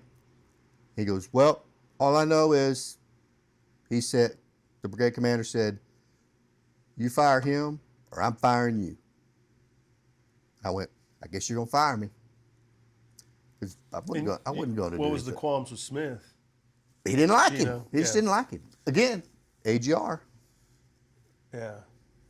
Yeah, me and Smith, but I was actually thinking before he passed, I was like, I want to get Sergeant Major Smith on here because when I say we, me and G, my lieutenant, went into the talk at Metterlom, and they were just like, what do you want now? Here they come, right? Because, again, we're running missions like crazy, and so, Maston and Smith are just getting the brunt of me and G. We're just like, what are you guys doing, sending us on this stupid stuff? And I was going to talk to him about that because we had a lot of colorful encounters together. But, man, it's crazy that you piece that all together because, again, we see stuff, but we don't know as an enlisted. Yeah. But I know it kind of sucked when you were gone because, again, we're connected in the sense of, you're my old commander. Sure. And I see it. But so when did you actually get, right? So when did you get hit by the IED? When you're going or coming back from, when did that happen? Man, I got hit, I think, like 5 days or 7 days after we got there, when we first got there. Because with advanced party. Was you advanced when you got hit? Yes. I think so. Okay. Yes. I was. So walk me through that. And I was running operations with the Red Bulls, and we were headed to Bad Pack. Okay. So you were doing a layout of the AO. Yep. So your advanced party. That doing left, see right. Yep. Checking on security and getting ready for change of command inventories as the XO, and we'd made it to Bad Pack. Right when we arrived, and that's a long. Did you ever go out there? It's a long ride. Yeah, it's pretty mountainous out there. Yeah, but we got there, and as soon as we got out of the trucks, we came under fire. And I was like, "Oh shit!" I guess this is real. And they we ran them off and then did our business at Bad Pack and got back into the convoy. And about halfway back to Medellin is when we hit. We hit two IEDs. The first one was a Russian anti-tank mine, and it was connected to a 60-pound IED. So it kind of went boom, boom. Rocked it a little bit. Where were y'all in then? What was the Marine one? The Cougar? Cougar. Yeah, we were in Cougar. Which is probably lucky because they're the best ones, Yeah. Matt V's were getting tuna canned out there. Oh, yeah. RGs, we finally got some new RGs, but the Cougar, I think that's what EOD was rolling into. Mm-hmm. And so the Cougar was built the best for it. Yeah, it was, luckily. Our two front seat folks were, because I was in the back, they broken legs. The gunner was knocked out, fell in my lap. And it was so quick. I was like, oh shit, RPG. I didn't know if, you always think get out, because they'll stop you and, but the guy in the back, E4, wasn't hurt at all. And he was, crying and freaking out. And he busted out of there and the rest is history. I will be in 1,000 firefights before I'd voluntarily take one IED. Mm-hmm. There's just something there's not something, it's just uncontrollable. It's kind of like an earthquake. Mm-hmm. You just can't, you have no control. And it's the most helpless feeling. And you're in the back. Mm-hmm. So that's got to be one of and you're with units you don't know. Don't even know their names. That's freaky shit. I was in the number one vehicle too, and I don't know why I got into that why they put me in there. I just wanted to, I wasn't going to be an ass right off going, I ain't riding in the front truck. So they put you in they're trying to kill you, sir. They're trying to kill you. Maybe. They're like, they didn't want to go home. By fire like this. Hey, wow. Yeah, so they put you in the lead truck. You guys get hit. 5 days in. 5 days in. Because I remember we show up, and they're like, Major Reed already got hit. Like, what? Yeah, I spent like a week in Bagram at the TBI stuff, the TBI little hospital thing. But do a bunch of tests all the time. Right. The only bad thing about it, well, I say that. The bad thing about it in country is, you had like, if you got, what was it, 2 blasts? 3, I think. 3? Yeah, you're gone. Yeah. So I had to start flying everywhere. Till towards the end, then I'm like, screw this, man. I'm going to just go. Yeah. Yeah, no, it's so you were only in country as the XO before you went on R&R a couple months? No, I was June, July, August, September, October, November, 7? 7 months. And y'all came back when? February? Months I'm not good at. I can't do months. Yeah, but back to the IEDs and what they do to your body is that massive expansion, right? Of your heart, of your brain. It'll because of all that pressure. You may not see anything, right? But it's there. Yeah. All your organs is just going to go whoop, and hope they didn't, like Lehan, when that pressure toward that aorta. Yeah. Yeah, it's a helpless feeling. It is. And they're devastating, and so let's talk a little bit about it. Because again, when I get up, we're in Medellin together, and obviously. Well, I'm gonna give it to I need to go to wrap it up on the going back home. Yeah. So I guess it's about 2018. I was the battalion commander. In 2016, I became the battalion commander of the Recruiting and Retention Battalion for Oklahoma. In 2018, I became the deputy brigade commander for 90th Troop Command, with all the helicopters and engineers. And then Joe Mancino became the brigade commander. And we're going off 2018 or 19, I don't know when it was. So way after Afghanistan, right? We're going to a staff ride to Vicksburg, and out of the blue, I'm driving. We're in a van full of people, and I think they were all sleeping in the back. We're driving, and he said, "Did you ever get the real story about why they wanted you to, why they pulled you out of the being XO?" I said, "Nope." And he said that General Allen, that's his name? General Allen told Ward, fire Harsha. And they then realized if we fire a battalion, a maneuver battalion commander in theater, it's gonna be on the Army Times. And I said, "How do you know that?" He goes, "I was in the room with him." I was like, "Shit." Doesn't make much sense, but whatever. Wow. Yeah, he signed my Purple Heart. That's General Allen. Oh, he did? Yeah. Yeah. And then before him and Petraeus got in the sex scandal deal. Forgot about that. He was going to be, Petraeus may have been the next president. Yeah. He was going to be the head of the FBI and then gets in the sex scandal deal. Yeah. Talk about a crash, right? You think my Woo! little fall, like that's a fall. Yes, it is. From one of the most glorified absolutely leaders of modern military times, writing coin, mm-hmm. leading the 101st, being, like you said, probably the next president, or at least a bit. Oh, yeah, absolutely. You could absolutely tell that he was trying to move so toward that's that. The thing, and I didn't know that. So again, General Allen, it's crazy when you start talking about how things roll through. Do you know why? I mean, what was Harsha doing that they were down on? Wasn't aggressive enough.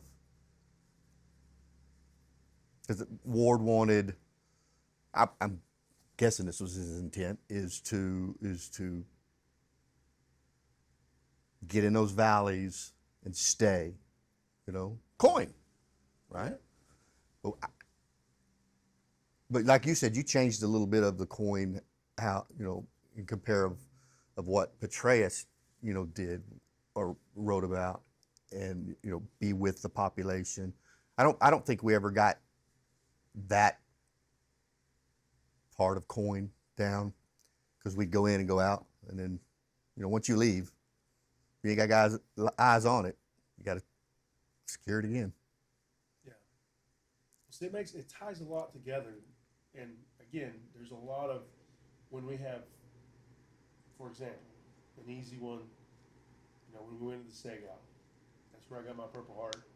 2 days before, all we're told is Ward wants bodies. Ward wants bodies. Mm-hmm, mm-hmm. Well, you know who brought in bodies?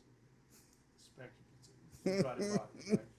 On Halloween night. It's funny, I'm home on leave, but it's Halloween raid night. It's crazy, cool story. But that's what we're told, and I think that's probably Harsha. Ward wants bodies. Ward wants bodies. So we're getting attacked, and they go do BDA and pull bodies. Like, yeah. Have you not seen this terrain? Yeah. Like, you can't go get it. So we're pissed off on the ground because we feel like Hire has no clue what they're even talking about. And again, it's that stress of it and not being aggressive. So 2 days before, Prince gets hit, that's when I got my Purple Heart and got an RPG blown off the mountain. And Harsha sends us in at happy hour. And we're just sitting there, and he's like, "No, you got to go do BDA." We're like, so he's trying to be overly aggressive and sends us in a place. And me and G are like, this is happy hour. Like, this is the time we kind of buckle in and protect an area, not go walking into a village. Picking a fight. That's what we did. And we got ambushed from above. Oh, yeah. And, if you watch G's, he talks about it. Lieutenant Groshin's deal, he talks about stupidest thing ever. And he's like, whatever, sir, we'll go. And, he was walking us into a death trap is what G felt like. And then he almost did. Like, it's a miracle nobody died. I don't know how we made it. I know. And as a staff, and as the chief of staff, really, as an XO at a battalion level, right? To coordinate all of the warfighting functions together, so it's all nested. Early on, we said we will never go into a valley without somebody higher. on high ground. Typically, it was the scouts. We would ping them, but we knew better than to go in with no top cover. Yeah. Unless you had some helicopters too. I mean, that'd be great, Yeah. great too. But Well, that's when we go down the air's red, and if you watch Citizen Soldier, the correlation and coordination of the whole deal was, when I talked to Floyd and Brown and them talk about it, they think it gets next. It's hot. It's on. It's hot. It's on. It's off. It's on.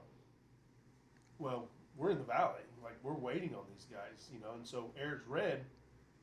We're traipsing around, and they know that they can hit us. Yeah, and that's no bueno. And it was the SEGA was crazy, and so it was. And so, anyways, it's just crazy when you start tying them all together. The stuff that we don't see on the ground that's being pushed down from higher. And again, going back to the stress of an officer and the stress of a battalion commander.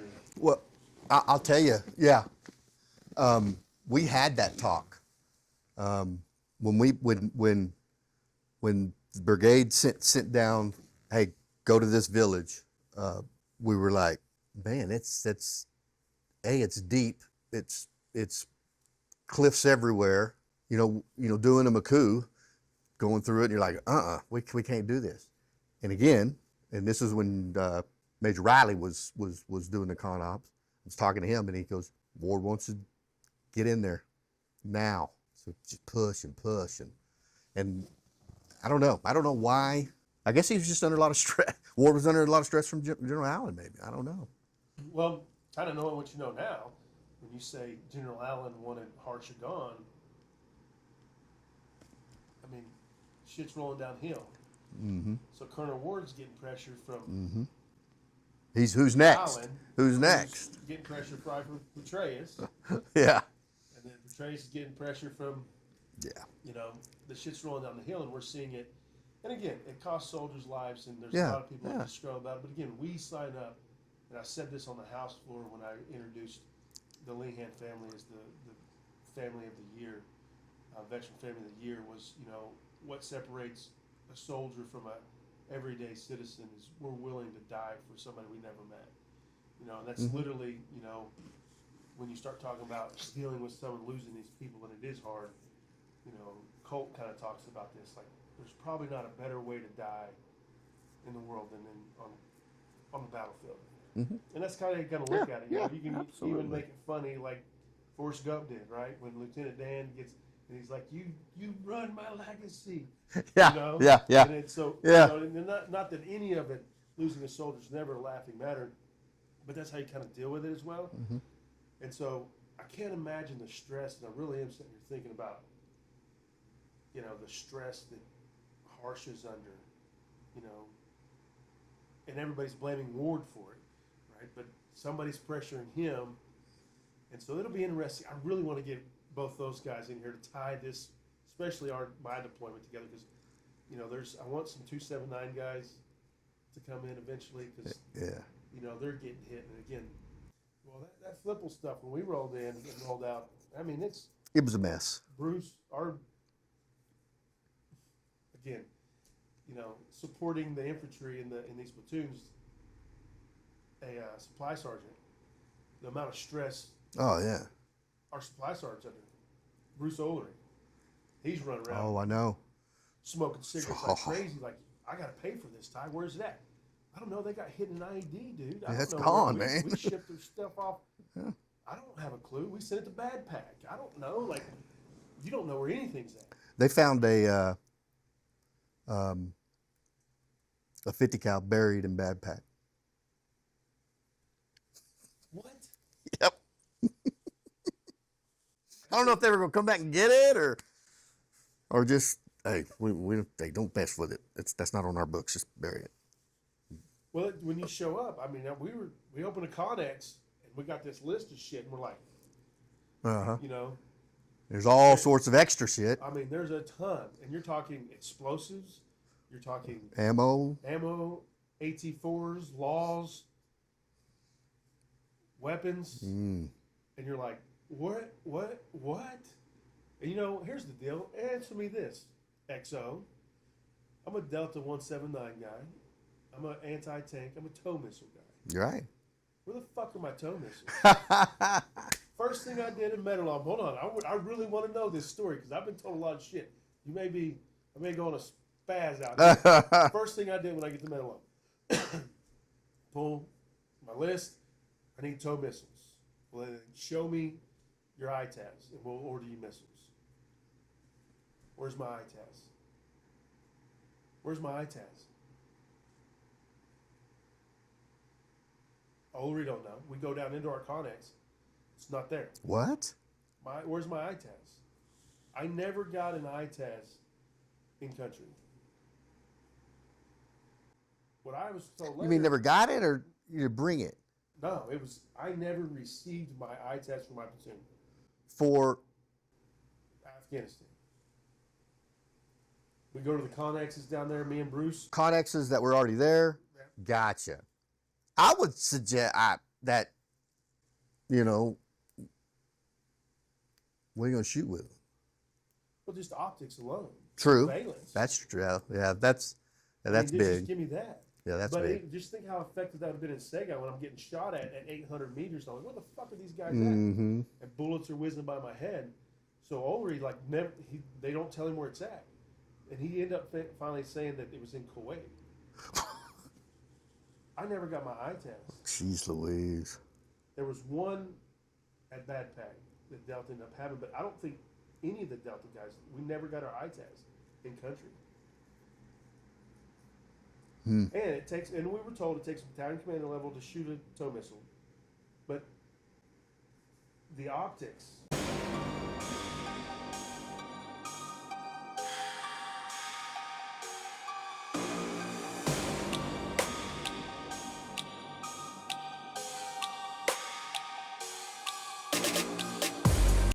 All right, so our deployment in Afghanistan, obviously, you leave early, but you're still there for a lot of stuff. And Oh, yeah. When did you there? When did you actually leave? December 15th. Okay. Mid December. Of 2011. 11. Right. So September I get hit. So you were there for the SEGAL and everything. Mm-hmm. Man, when you're on the ground, you're just so focused in on what you're doing. Yeah. It doesn't really. So you were there for the majority of our deployment. Sure. And then you end up getting whatever happens to you. And so I'm okay with the scapegoat, I guess. yeah, it happens to the best of us. And so let's talk a little bit about the deployment in the sense of seeing it from the head shed and obviously the pride of what we were doing and being a National Guard unit, having a whole battle space, the decisions being made, and what was the proudest moment that you were on the deployment while you were there? Again, knowing a lot of the soldiers that are there, being this family and tribe that we are, you know, what's a standout point from the deployment to you from the head shed view? Probably my proudest. I don't know. I don't know if proud's the right word, but maybe the coolest.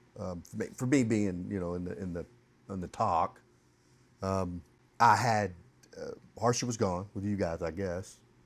That first battle we went into out towards Bad Pack, I believe, right? Mm-hmm. So we're there, and we there's funny moments as well. They landed the scouts on top of a mountain. Then the funny thing is one of the guys was just going to fly around because he wants to fly in a Chinook, and they all unloaded, and he didn't get back on the Chinook, and he didn't have shit with him, and so he was up there to the next resupply. Right. It was funny. It was like a clerk or something, you know. We left him, but he was with the scouts. He was in good hands.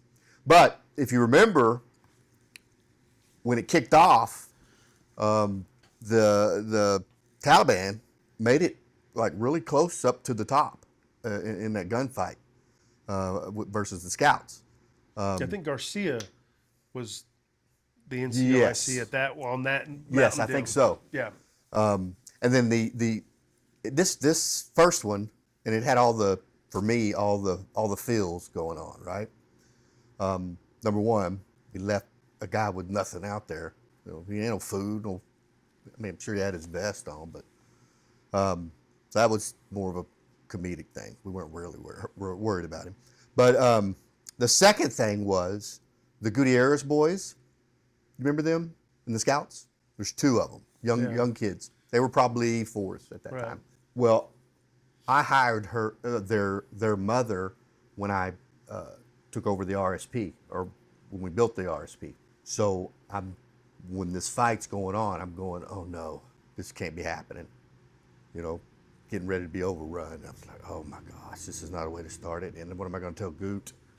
So that was a feel, right? Yeah.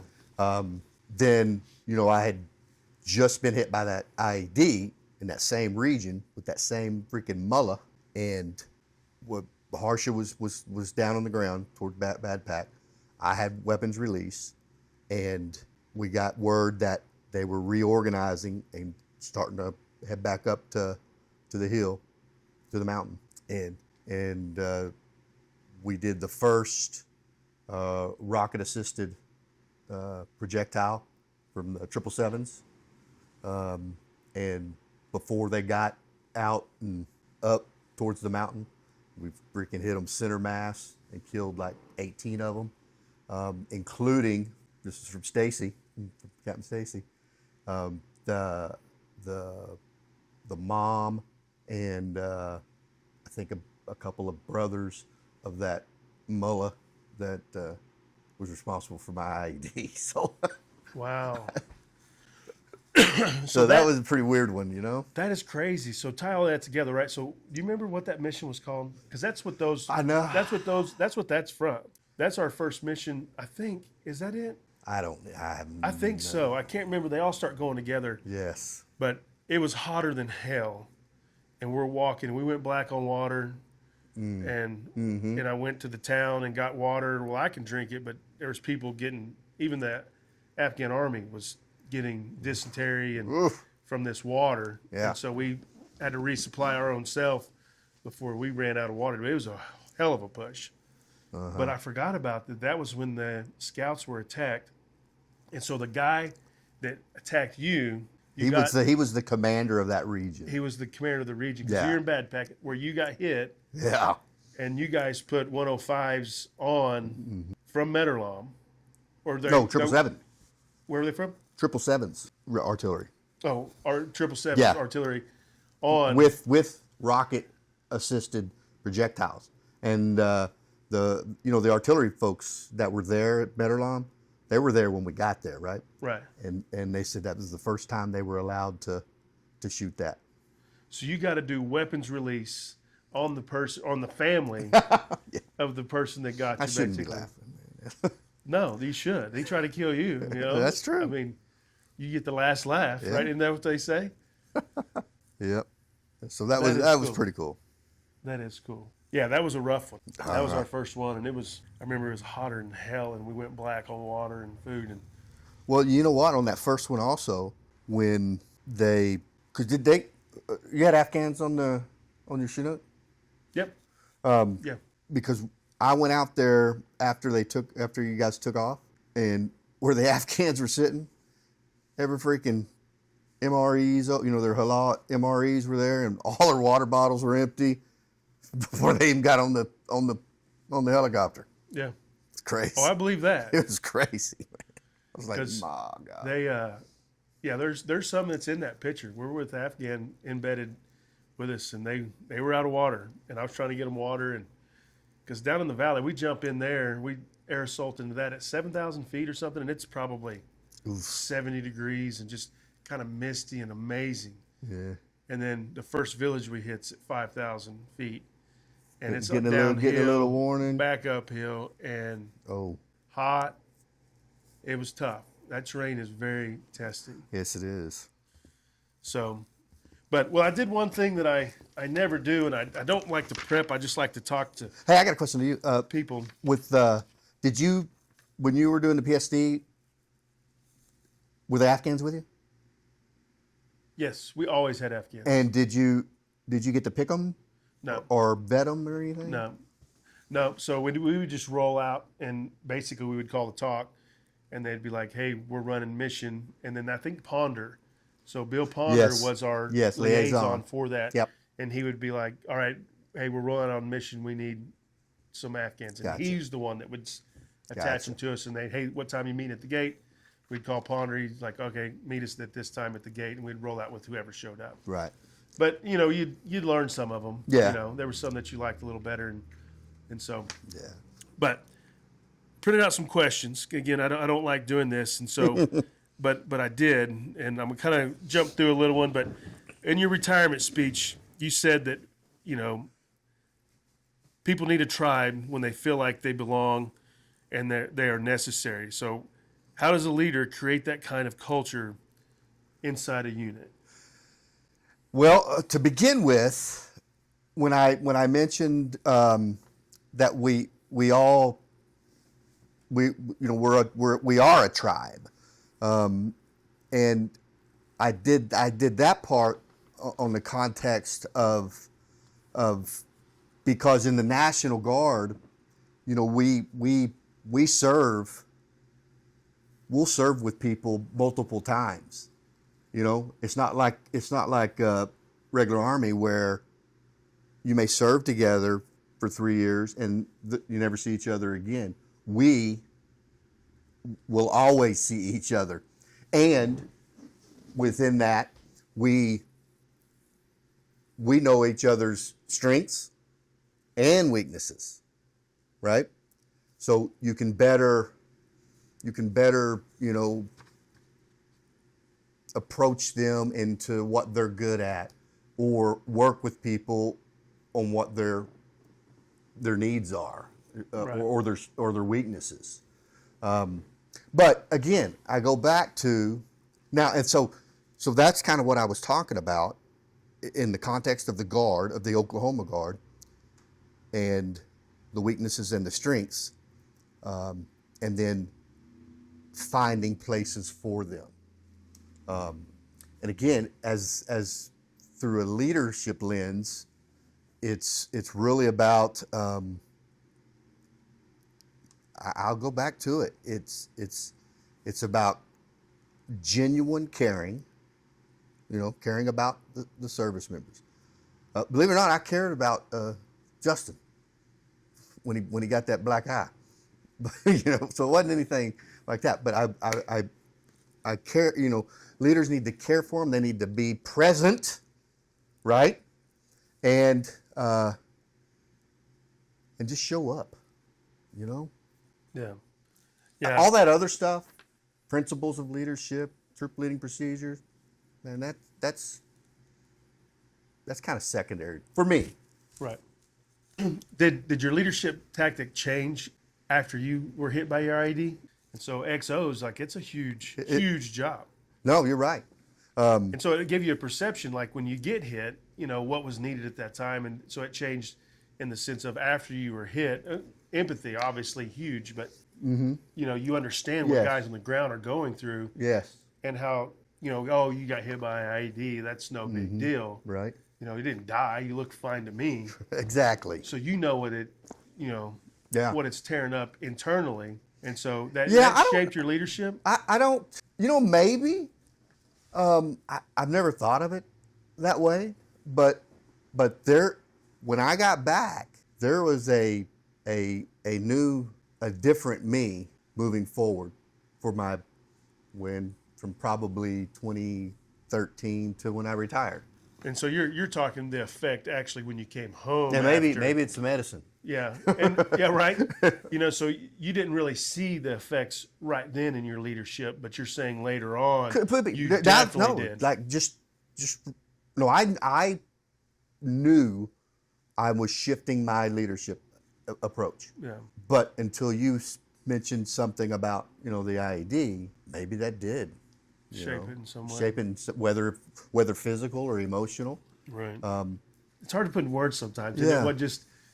Yeah, and growing up as an Army dependent, I knew that 05s and 06s were the ones that I had seen were not yellers or scream and holler. I'm sure there are some, Yeah. but maybe some of that too. As I progressed, just didn't find a need to yell or cuss. Yeah. That stuff. A couple here. This one is a little weird, but not weird, but I think this is. But a couple more. Was there ever a leadership decision you got wrong, and what did it teach you? Well, apparently that you've brought it up 2 or 3 times. I didn't bring enough gas to Katrina. Fucking logistics. Were you the problem in Bad Pack when we didn't get water? Who ran that logistic? Like It was red air, man. Red air. That's funny. That's good stuff. I mean, what can you say? I mean, you guys did leave somebody on the side of the mountain. That's right. Could have been worse, Ty. Yeah. Quit thinking about yourself, man. Yeah, you got a guy about up there. The poor staffer that was standing on a hill with nothing. That would have sucked. That would have sucked. Not laughing at you, dude. But who was that? Can we get a comment from them on this? If you're watching this, Yeah. and you're the poor guy that was stuck on the mountainside, please leave a comment below. Yeah, sorry. Was he there when they got attacked? I don't think so. Okay. Yeah. I don't think so. A lot of times we'd take staffers out and, there was in the Segal, I have a guy, and they would, the talk guys, Yeah. not that we were hot shit at Medellin, but we were hot shit at Medellin. Yeah. Like, if you want to go get in some shit, hey, call Burns and G, and you can get your CIB pretty right off the bat. Quick, yeah. And so we'd take guys out on onesies, twosies, and Sure. they're like, Sure. appreciate it, guys, but we're never going out again. And I'm like, well, you're fine. You got your CIB. You're good. But now there's one that's a fraud, too. Saying he's a Purple Heart hero, right? But True. I'll get that ass. But all right. Last question here, and then we'll close it out. So now that you're retired, what do you hope the soldiers you led remember the most about Colonel Casey Reed? Not the rank, but the man. I would hope that they believe that I did, or everything I did, whether it was a staff officer or a commander, that I was legitimately looking out for their welfare, really, and hope that I don't know. I just it's part of the tribe. Yeah. Yep.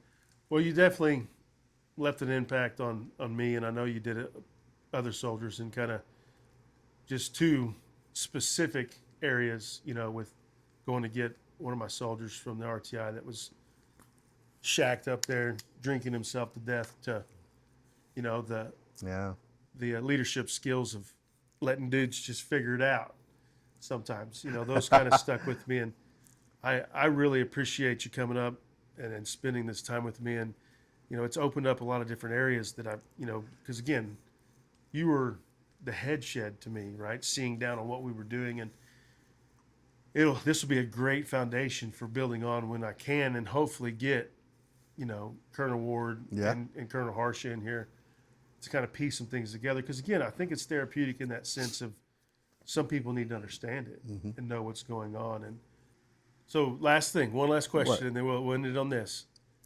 Any nonprofits, any military groups that you think we should be involved with, and what's next for Casey Reed? Well, what's a couple of things are next. We still live in Edmond, but we sold our house when I retired, and we bought a house in Pensacola. So that house is already furnished. All my household goods are in Florida, and now we're just waiting for my wife to find an exit strategy from her job, and we'll be moving to Pensacola. We need to have a War Dog reunion there because it's right on the water. Got a offshore boat. Yeah, it'd be fun. We do them in October at Owen's house right up here on the river. Oh, really? Yeah, every year. All right. I see them come out on Facebook. Yeah, I'll need to come. So you're moving. I'm moving, but I am doing the part-time with Roger Bank, which is really it's a digital bank designed for military members, right? anybody can join, but it's for service members. Right. And we're very deliberate on taking care of service members financially. For example, we have the highest APY on checking accounts, soon to be 4% on checking. Most checkings are like 0.02, 2%. No, excuse me, savings is the 4%, and 2% on checking. Never a penalty. There's no fees.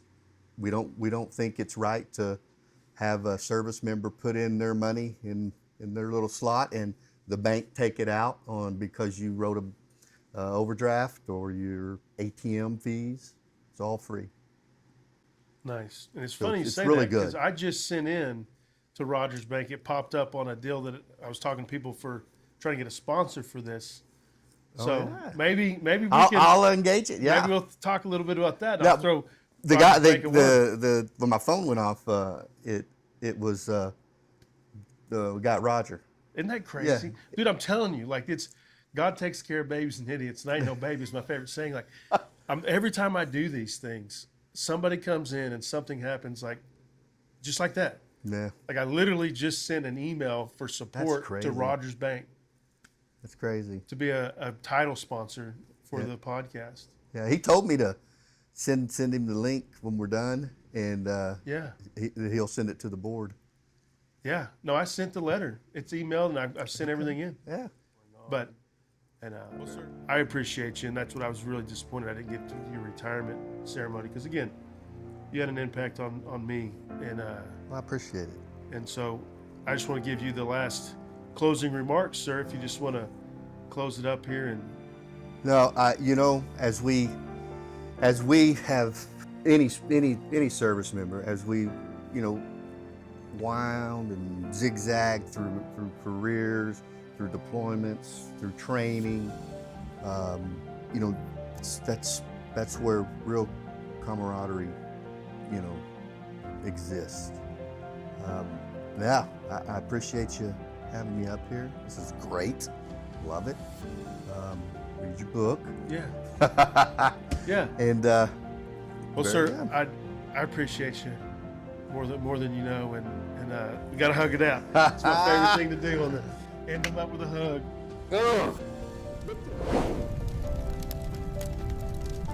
I want to thank Colonel Reed for taking the time to sit down with me on Oklahoma Echoes.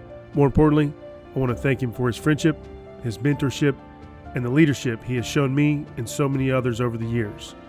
I wish him nothing but the best as he begins his next chapter in retirement. And as always, if you know an Oklahoma veteran whose story needs to be told, send them my way. Let's keep preserving and solidifying the Oklahoma warrior story. Thank you, and God bless.